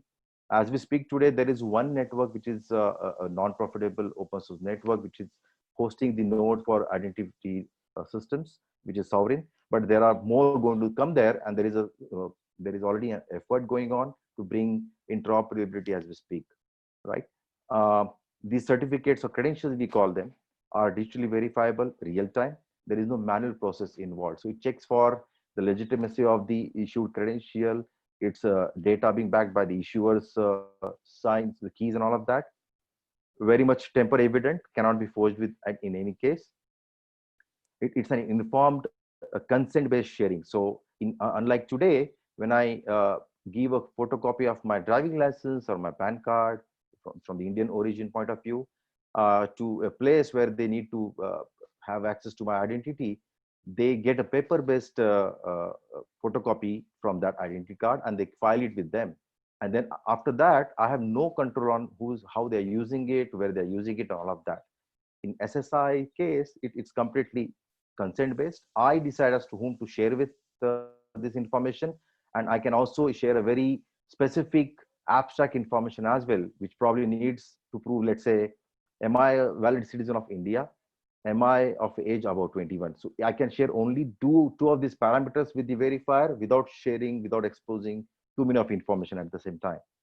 And again, the information is completely derived from my private public key combination. So there is no linkage which is formed, right? Which usually happens in today's world. And the data privacy is yet maintained very well, rather, yeah. So that's all about the solution, which of course, the SSI concept that is being used here. And that allows us to move to the demo. I'll probably take a pause over here and see if there are any questions before we move to the quick demo, rather, yeah. So we have tried in the demo to depict the same use case over here, which we just talked about, a travel pass use case, a fitness certificate and a travel pass. So over to my colleagues, Amit and Ankita to take the demo. Yeah, over to you guys. Yeah, thanks, Kalyan. Hi, everyone. Am I audible to all? Yeah. Okay, so yeah, let me share my screen.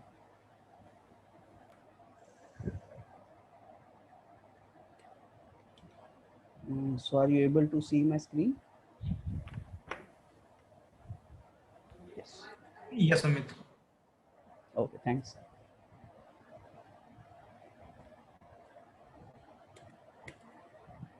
Give me a minute, please. Yeah, we can see it, Amit. We can probably start.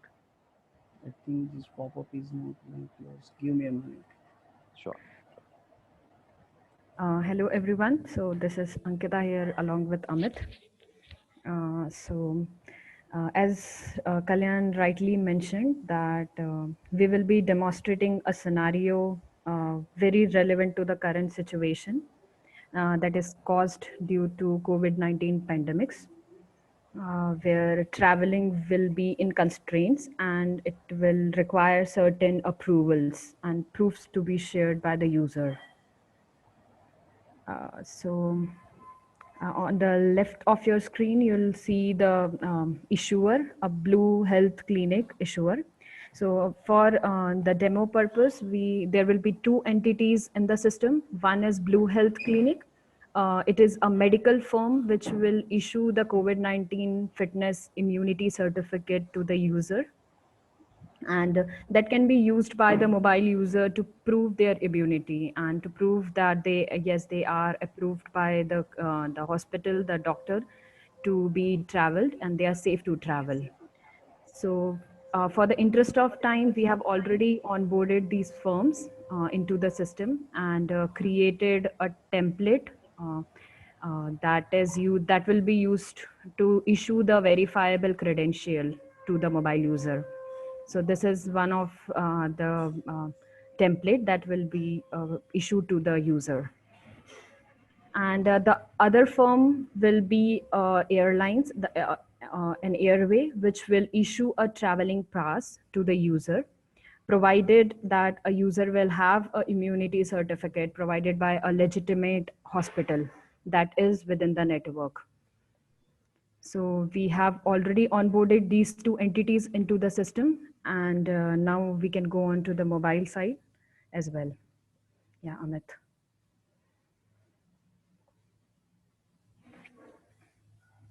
Hello.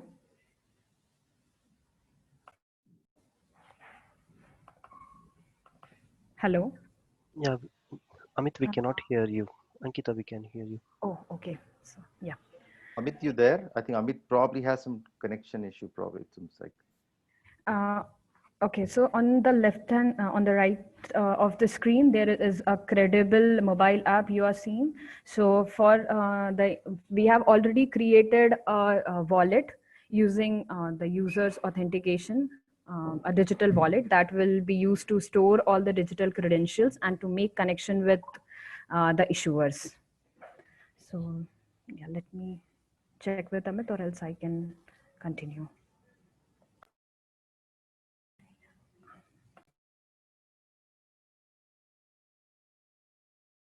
Sorry, my connection is dropped. So are you able to see my screen now? Yeah, we can. We were just waiting for you, Amit. No worries. Oh, sorry. No problem.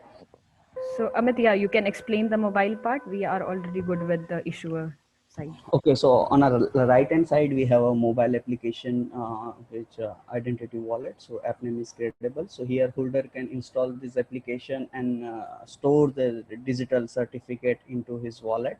So in this screen, there is a list of connection we can show. Right now, we do not have any connection with counterparty. So it's showing we do not have any connection. So once we scan the QR code, we can connect the counterparty. So here we'll first connect with the Blue Health clinic. So let me scan the QR code of it.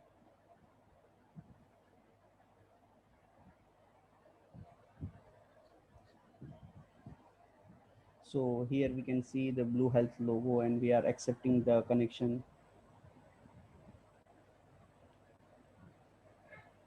So there will be a private connection channel established between the mobile user and the issuer that can be used to issue the credential and or to verify. So yeah, right now it's QR code is showing on a dashboard, but it's also maybe on a paper-based QR code. When on a clinic, he can print outside the desk and everyone can scan and connect with it.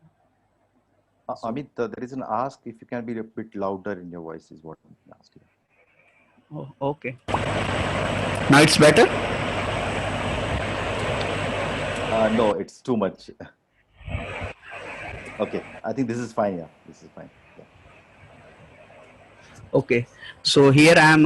Here we can see the list of credential which issued by the Blue Health Clinic. So I am applying for the COVID-19 immunity certificate.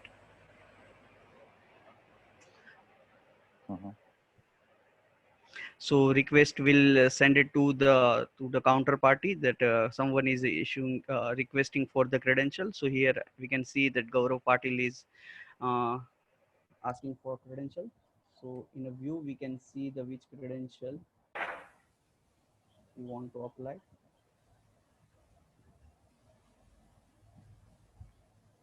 So all the details which are to be fetched from the ledger are encrypted, and they have to be decrypted before using it.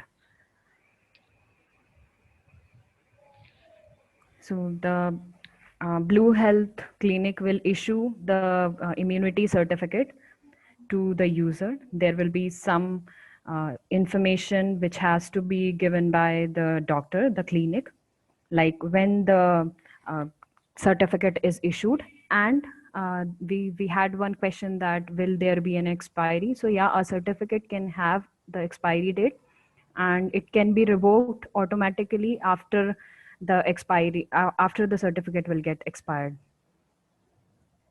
So the clinic is issuing a immunity certificate to the user, proving that yeah, he is immune to the pandemics and he's safe to safe.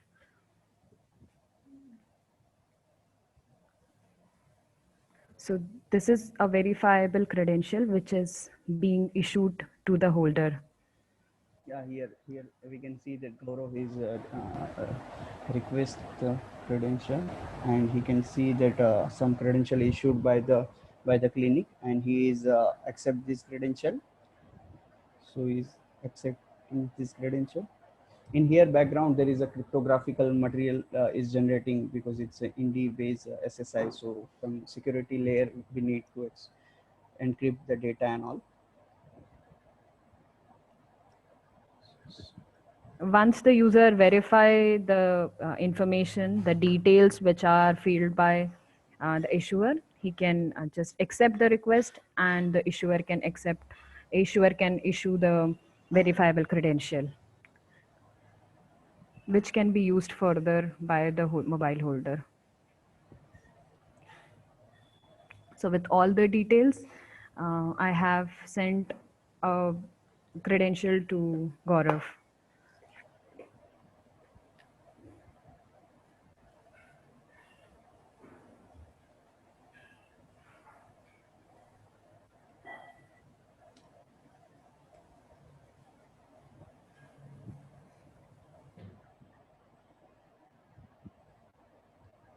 So now Gaurav can use that credential to save into his wallet. So yeah, here Gaurav is saving this credential into his digital wallet. So yeah, it's stored into my wallet, and here on a wallet detail screen we can see that immunity credential is stored into my wallet. On click on detail, we can see the credential detail as well. So yeah. So this will be the first part where the one of the medical firm issues the COVID-19 fitness immunity certificate to the user.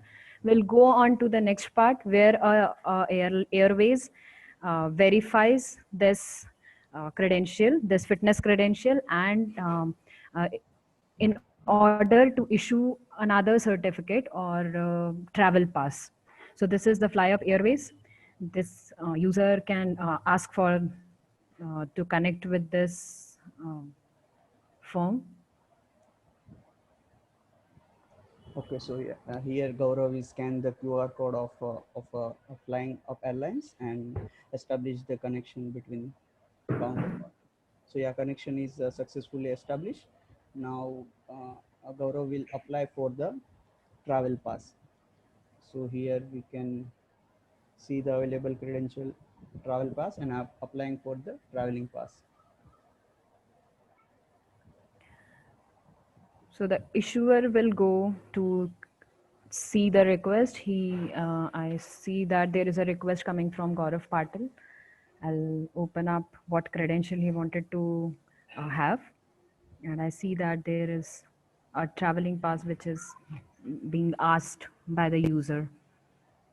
So I'll go and I'll issue the credential, but in order to do that, I need to have a fitness certificate to be verified. So I'll select the COVID-19 immunity certificate by a legitimate firm within the network, that is Blue Health Clinic, and I'll fill on the details that it will be, it is valid for 1 week only, and the issue date as well. So yeah, I'll send on this form to the user to be filled up with other details. So user can have all the details, the other details to be necessary details want to be filled up. So yeah, here Gaurav is received the credential request is accepted. Now you need to fill the basic data. So here Gaurav is filling the data.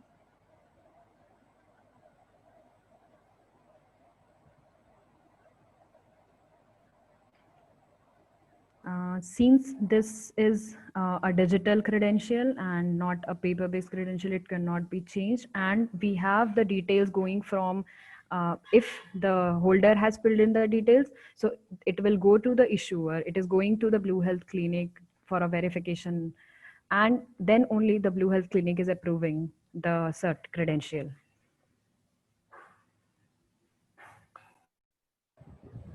So again, here I'm encrypted data and some generating some cryptographical material and sent back to the counterpart.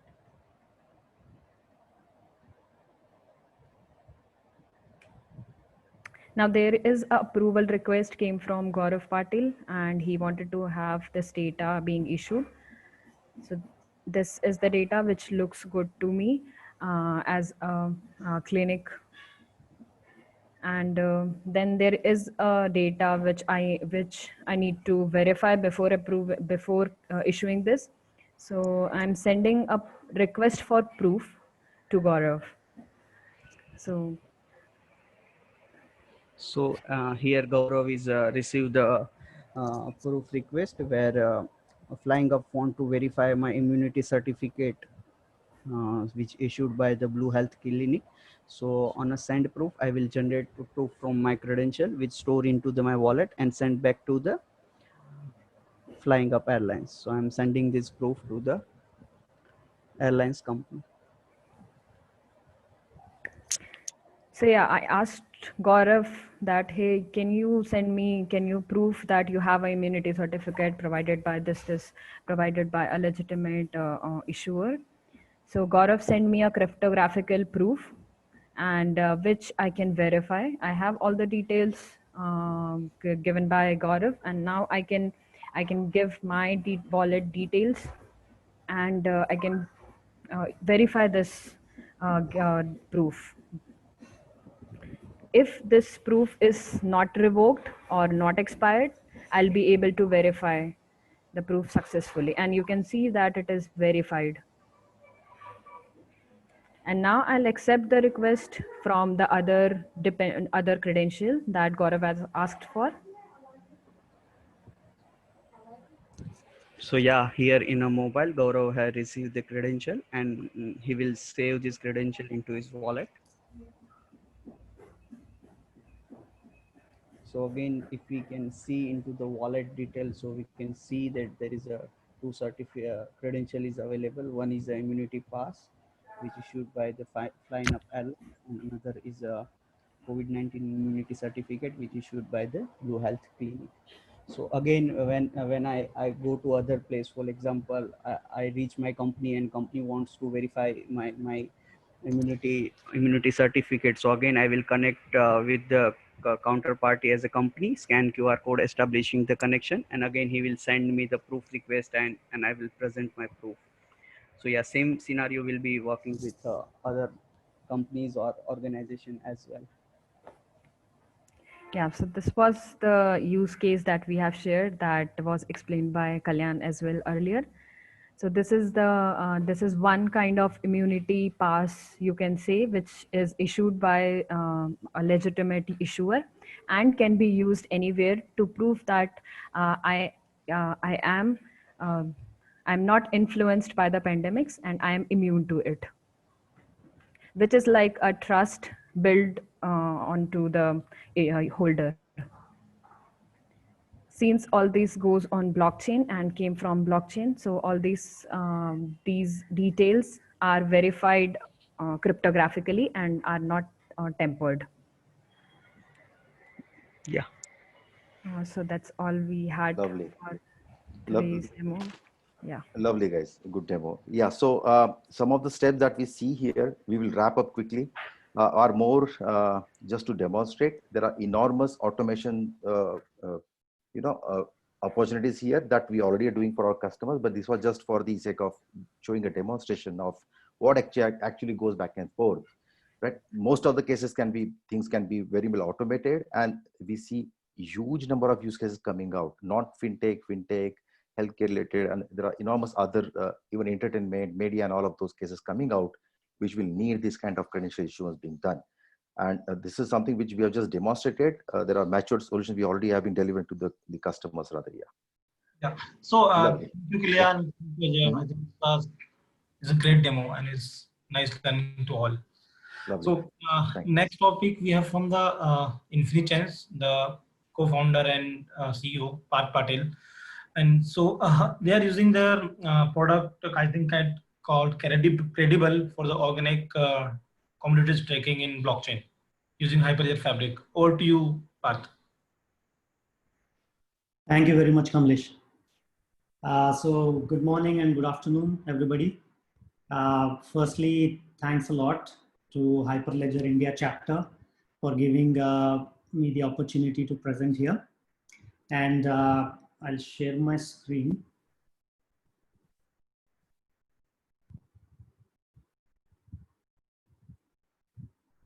Okay, I hope everyone can see my screen.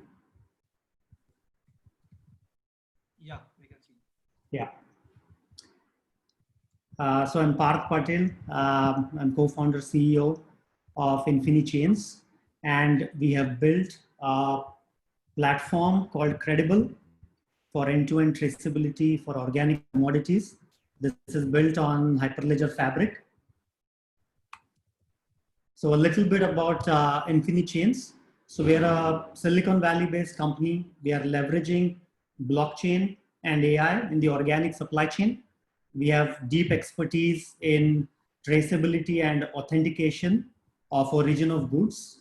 We have offices in San Francisco and Pune.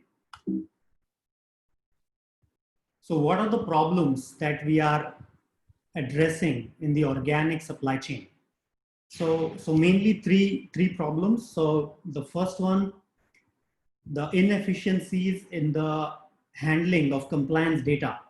So today there is huge amount of data that needs to be collected in the organic supply chain, and this data needs to be compiled and shared with the respective authorities for getting the certificates and with downstream suppliers.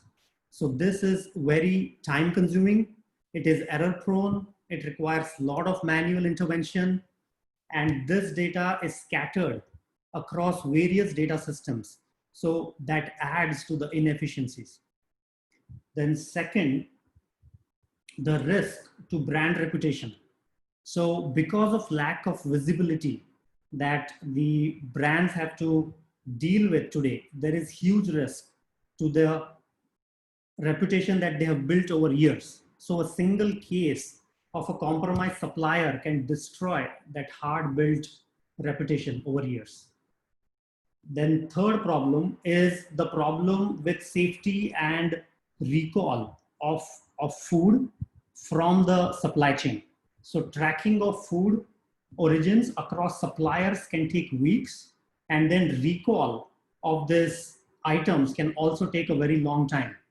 So there have been several cases in the United States where big retailers like Walmart had to recall millions of dollars of worth of commodities from the store shelves because they were not able to identify in time the actual batches that were contaminated. So that causes huge losses to these companies. So what is our solution to these set of problems? So the solution is an end-to-end traceability system that captures supply chain data at source. Secondly, it stores this data in a tamper-proof manner. And last, provides easy data integration with partners.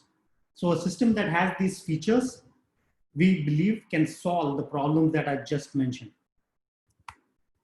So with those properties in mind, we built Credible. So Credible is an end-to-end traceability system that uses mobile apps and IoT for data capture and blockchain for immutable data storage and sharing. So how do we solve the problems that I mentioned in the previous slide? So the inefficiencies. So we handle the inefficiencies by streamlining the process of data capture and providing mobile apps that our customers can use on the field to capture data instead of using pen and paper and then coming back to their offices and again entering the data. We provide them extremely simple to use mobile apps. We provide automated tools for taking the data that has been collected, verifying that data, and submitting it to the concerned authorities in a completely error-free and automated manner. Then secondly, how do we enhance brand trust? We do that by providing high level of visibility in the supply chain at every level. So the brand can drill down into their supply chain and look at what is going on at every level. We provide proactive alerts to the brands to surface potential problems. We make sharing of the provenance information in the supply chain very easy. So today, sharing of that data is extremely difficult and complicated to do. There are no mature solutions which are also efficient and cost effective, where people can use these solutions to share data and limit what downstream players can do with that data is thoroughly lacking. So we are trying to solve that problem. And then the third issue of safety and recall. So we provide both backward traceability. So starting with a product, it is possible to trace its journey back all the way till the source. So this is called backward traceability. And we also provide forward traceability. So starting from a source, you can see where all this raw material went into. So like in which products did it go into, and then you can efficiently and surgically recall just the products that are contaminated. And there is no need to recall like entire batches of goods manufactured within a certain time frame. So these are some of the clients that we work with. We have Wellspun, Pratibha, Patagonia. These are in the textile space, and they use our platform to verify the origin of the fibers that go into their clothes. So in case of Wellspun and their customers, they care about whether the garments or whether the towels that they make were made with genuine Egyptian cotton. In case of Patagonia, they care about whether the garments made were made with genuine organic cotton. Then in organic food, we work with 24 Mantra, which is a well-known brand. Kapiva, they make Ayurvedic preparations. So again, these two brands use our system for automation and traceability. We work with a plastic recycler in Malaysia who recycles plastic from the ocean, and they are using our traceability system to prove that the plastic, the recycled plastic, is indeed coming from the oceans. So how do we help improve efficiency? So at a broad level, at a high level, we do that by bridging the fragmented supply chain that exists today. So what we noticed in the organic supply chain, and also this is true with many other supply chains, is that there are many data systems at every level. And all these data systems don't talk to each other. They are fragmented, they live in their own silos. And because of this, it is not possible to get a unified view across the entire supply chain.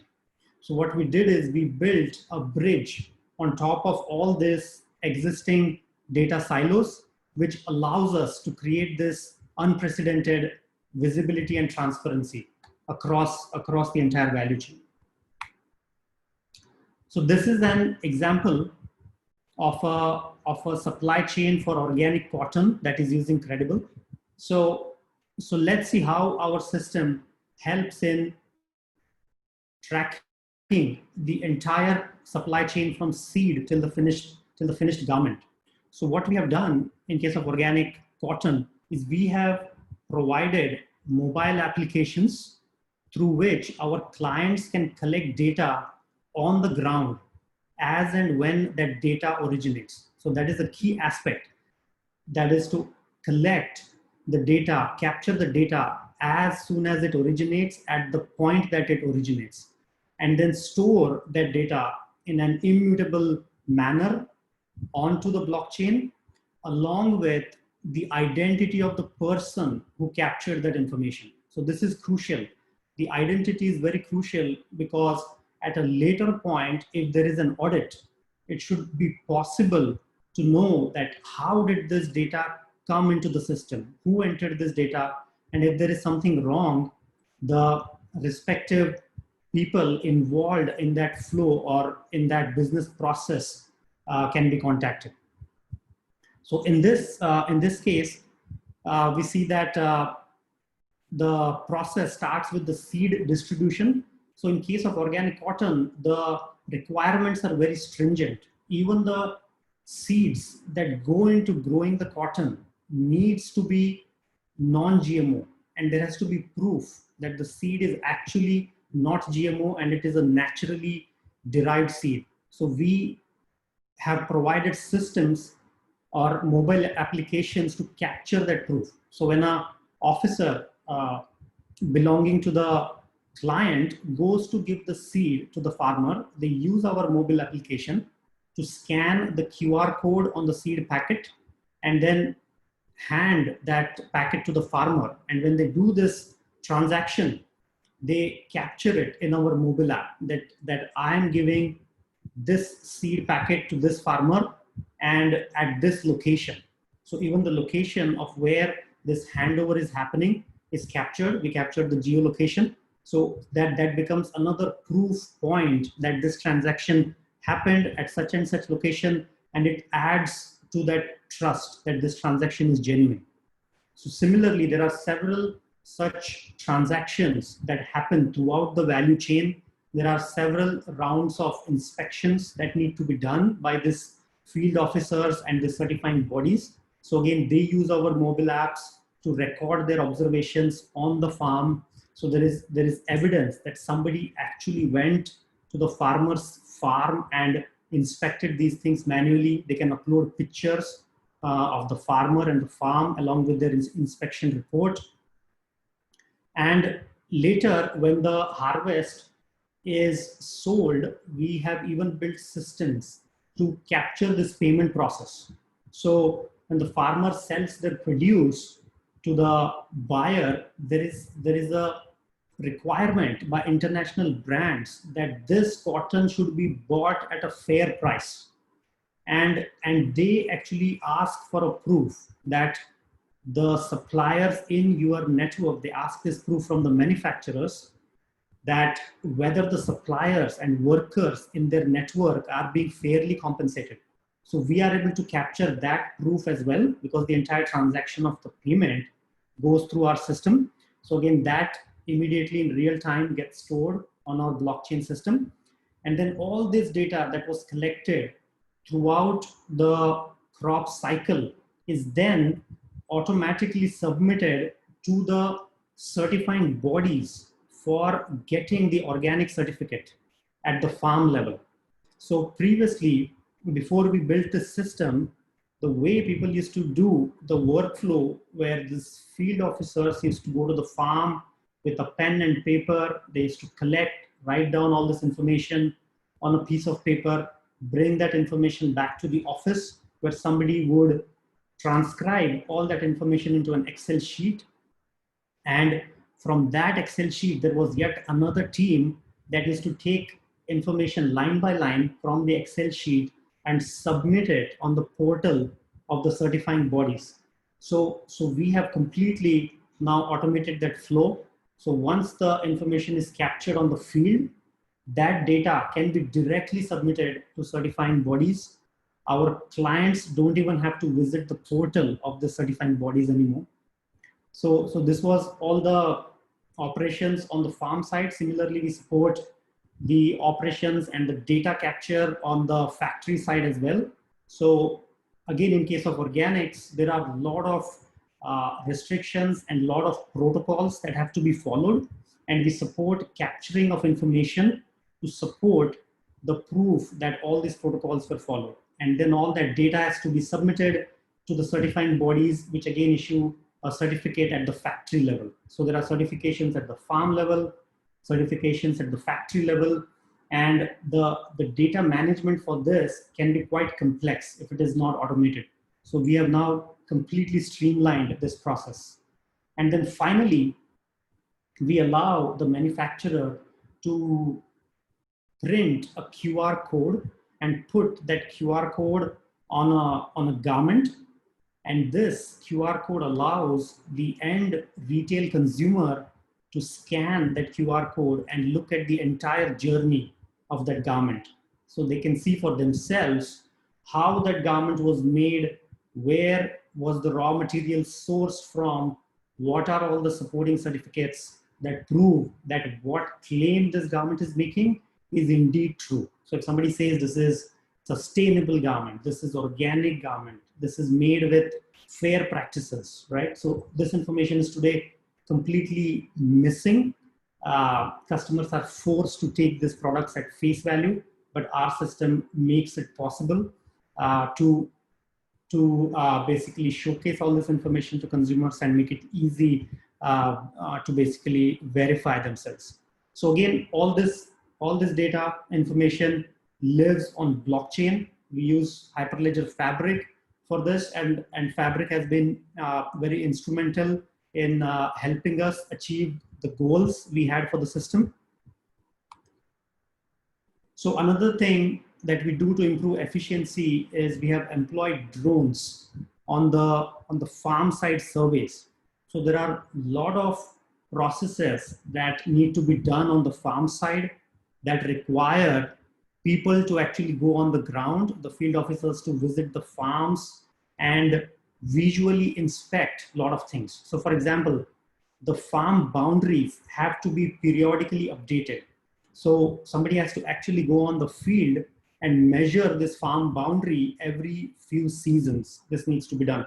So we have completely now automated that process where through the analysis of drone imagery, we can identify the farm boundaries, and then it becomes very easy for the field officers to just sit in the office and tag those fields with the farmer that it belongs to. So it saves tremendous amount of time, and it allows our customers to survey huge amounts of land. So we are also able to do crop classification. So we can tell what kind of crops are actually growing on the field. So if a farmer says I'm growing organic cotton, we can actually cross verify that indeed they're growing cotton and not something else. Then there are other things like we can find whether there are wells, rivers, canals near the farms that helps us do risk assessment of the farms. This risk data, we are working with banks and other financial institutions where they can leverage this data to pre-qualify farmers for loans. So what is our impact on efficiency? We have been able to reduce effort in some of the flows that we have automated by 3x. So it takes just 1/3 the amount of time to do those flows, much less in some cases. So there are a lot of customers who have been able to reduce the teams that were primarily responsible for data entry, data management, and they are now able to utilize those teams to do more important and useful work. So in case of one client, they were able to reallocate 6 people who were only doing data entry. They were able to put them to do more valuable things, like go and educate the farmers about how to do organic farming. So currently we have close to 3 lakh farmers whose data is being handled in our system. So I spoke about efficiency, right? So the second problem that we are trying to solve is brand trust, right? So how do we help the brand to get deep visibility into their supply chain, right? So we do that by offering an unprecedented level of real-time insights into their supply chain. So this is an example of how a brand can look at the entire traceability for their sales order. So they can start with a batch of garments that they just got from a manufacturer. They can keep drilling down into the history of that garment and inspect the information at every level. And they can keep going all the way till the individual farmers from whom the cotton was sourced.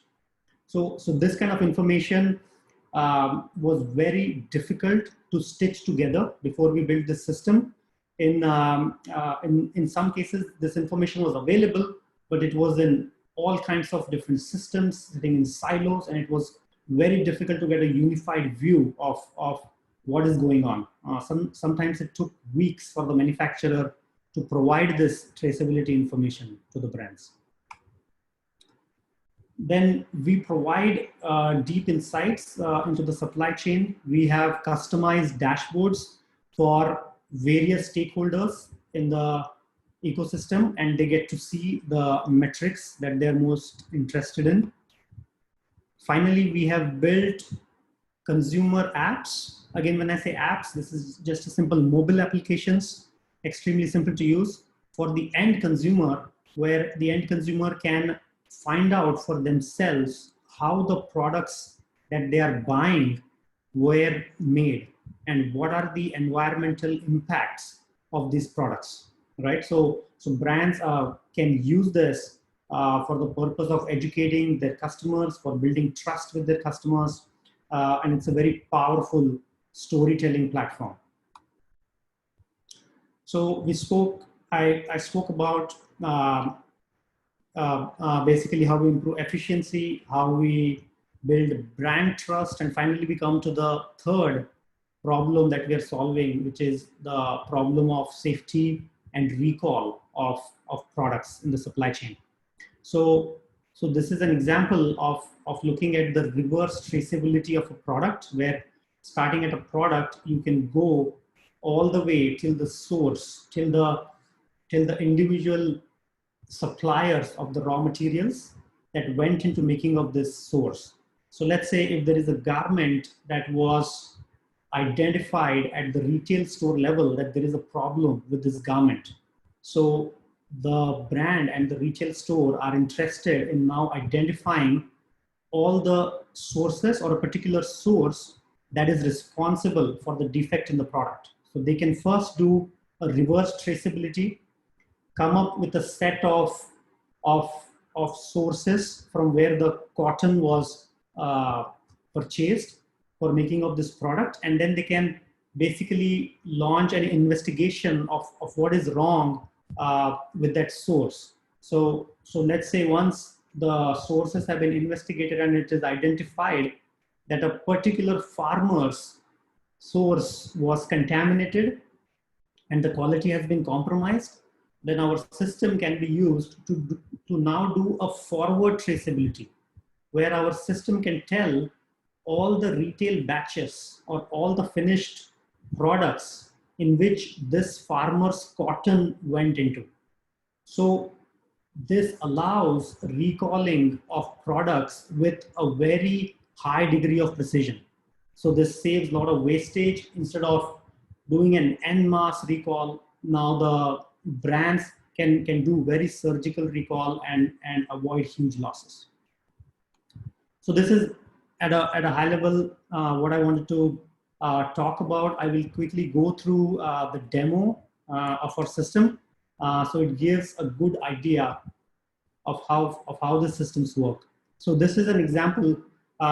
This is actually our live customer-facing mobile application. So this is just a web app. This doesn't require any installation. So the end consumers can use this to scan the QR codes on the products and find out all kinds of details about them. So it is possible to scan right from your mobile application. So if I had a QR code right now, I could just scan it. It would show me that information. But also for the sake of demo, we have also kept a sample journey that you can look at what an end consumer would typically see when they scan a QR code. So what we do is we educate the user about what this product is, that it is organic, why organic is important. We give them a brief idea of what was the journey of this product, that it started with non-GMO seeds and then it went through various stages and the garment was made.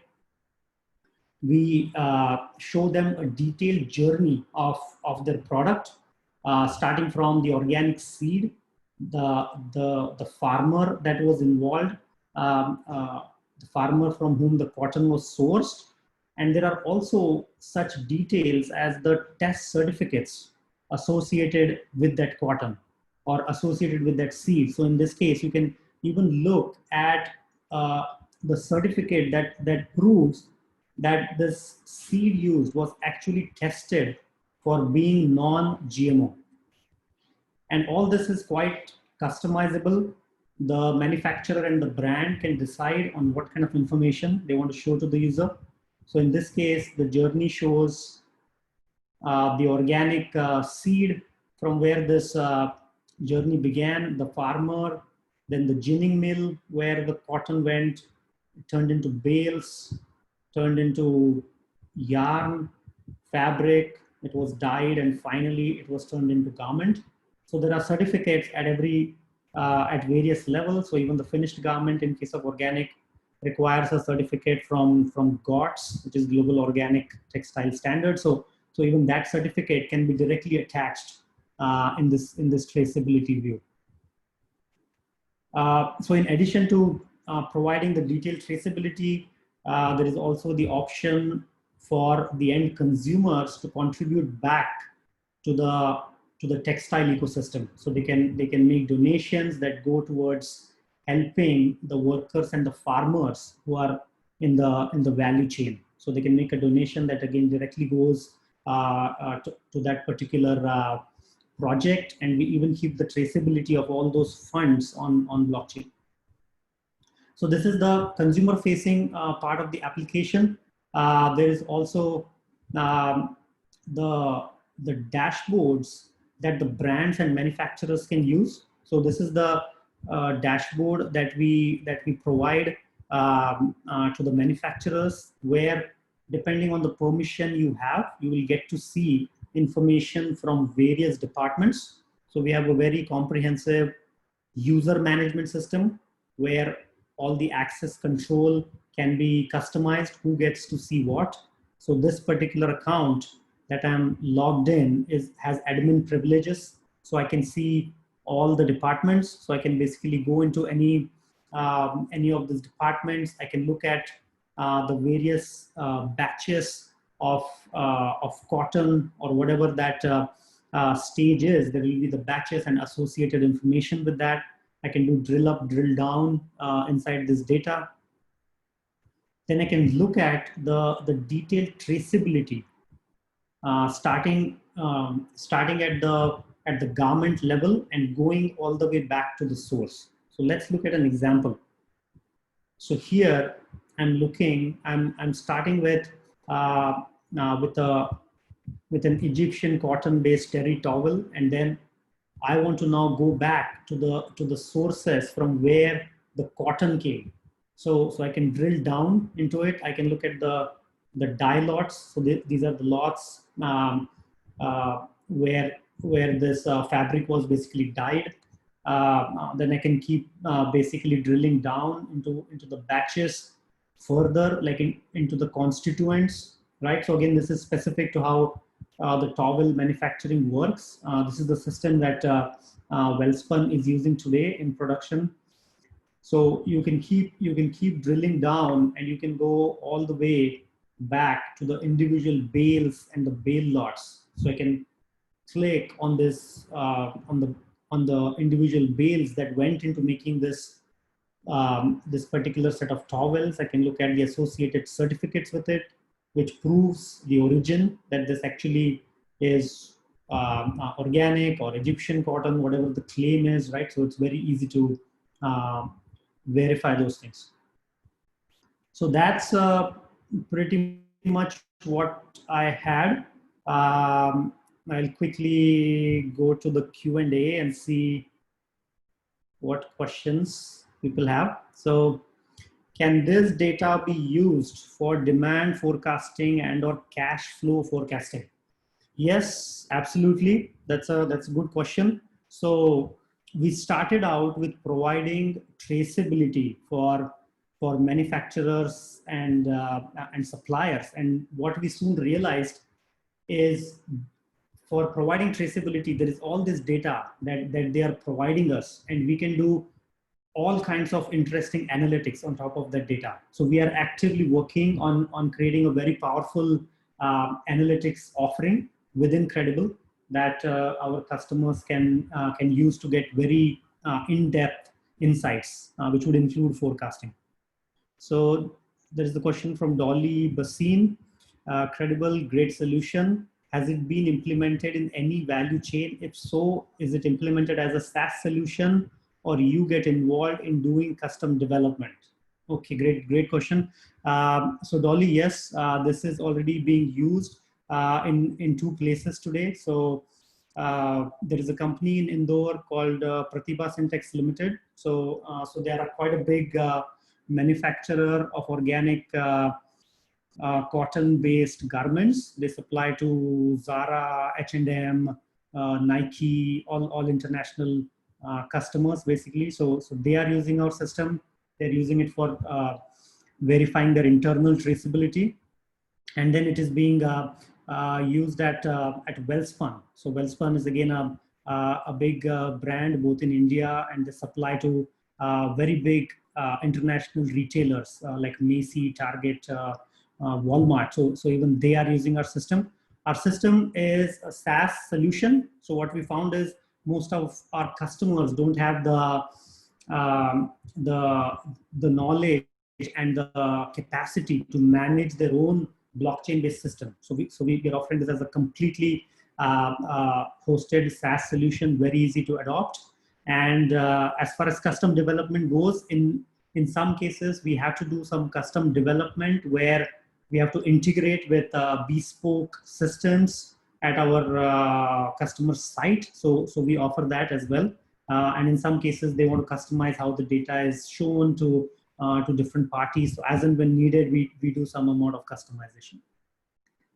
So the next question is from Srinivas. Amazing use cases. Thanks, Srinivas. Interested to know how the adoption is and which region of the country world has more adoption of these use cases.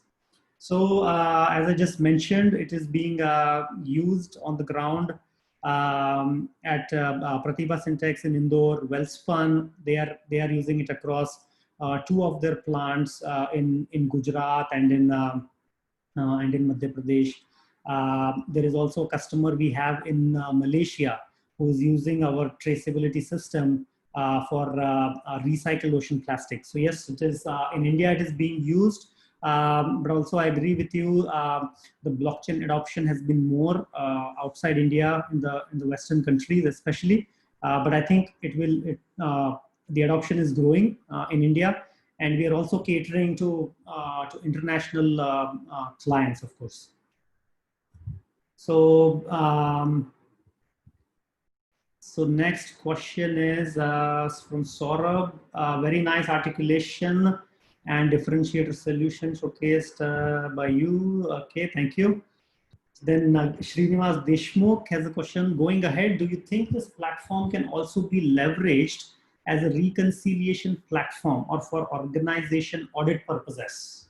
So yes, absolutely. The system can be used for reconciliation. So in case of several commodities, there is a basic requirement that the auditors actually check for, which is how much raw material is entering a factory and how much finished products are getting out of the factory, right? So there has to be a relation between these two, between the input and the output. So for example, if you are buying 1 ton of organic cotton, you cannot be making garments equivalent to 10 tons of organic cotton, right? So that would clearly mean that something is wrong, that you are only purchasing 1 ton of organic cotton, and then you are purchasing 9 tons of conventional cotton from the market, and then you are branding everything as organic, right? So reconciliation is very, very important, and our system fully supports that at every level. And for auditing, of course, this system being tamper-proof and based on blockchain, it is very conducive to audits. So thank you, Parth. So good to know, like Indore city companies using the blockchain. I'm from Indore, and okay, you can understand how it is good to be adopting the blockchain to this nearby villages there. Yeah. Right, right. There is a huge hub for cotton garments out of India. Even at my farm, we also generally see the cotton. Wonderful, wonderful. Yeah. So thank you, Parth. Thank you, Kamlesh. So Thank you, thank Parth. you all the speakers. So yeah. Thank you. Thank you. Thank you all the speakers for today's great presentations. We had really good presentation. The recording of today's session will be posted on Hyperledger YouTube channel by Monday, and we request all attendees to follow through the YouTube channel, or also follow through us on our LinkedIn page or email threads, so that you can get updates on the video recording. And up next, the next week in Blockchain Stories event, we have IoT based solutions, and then we also look at how the blockchain can scale to 1 billion subscriber problem from Tech Mahindra. And then we also have a technical talk from Hyperledger Iroha. So it's a great packed event next week, next Saturday. Please look out for the registration links, and thank you again for attending today's call.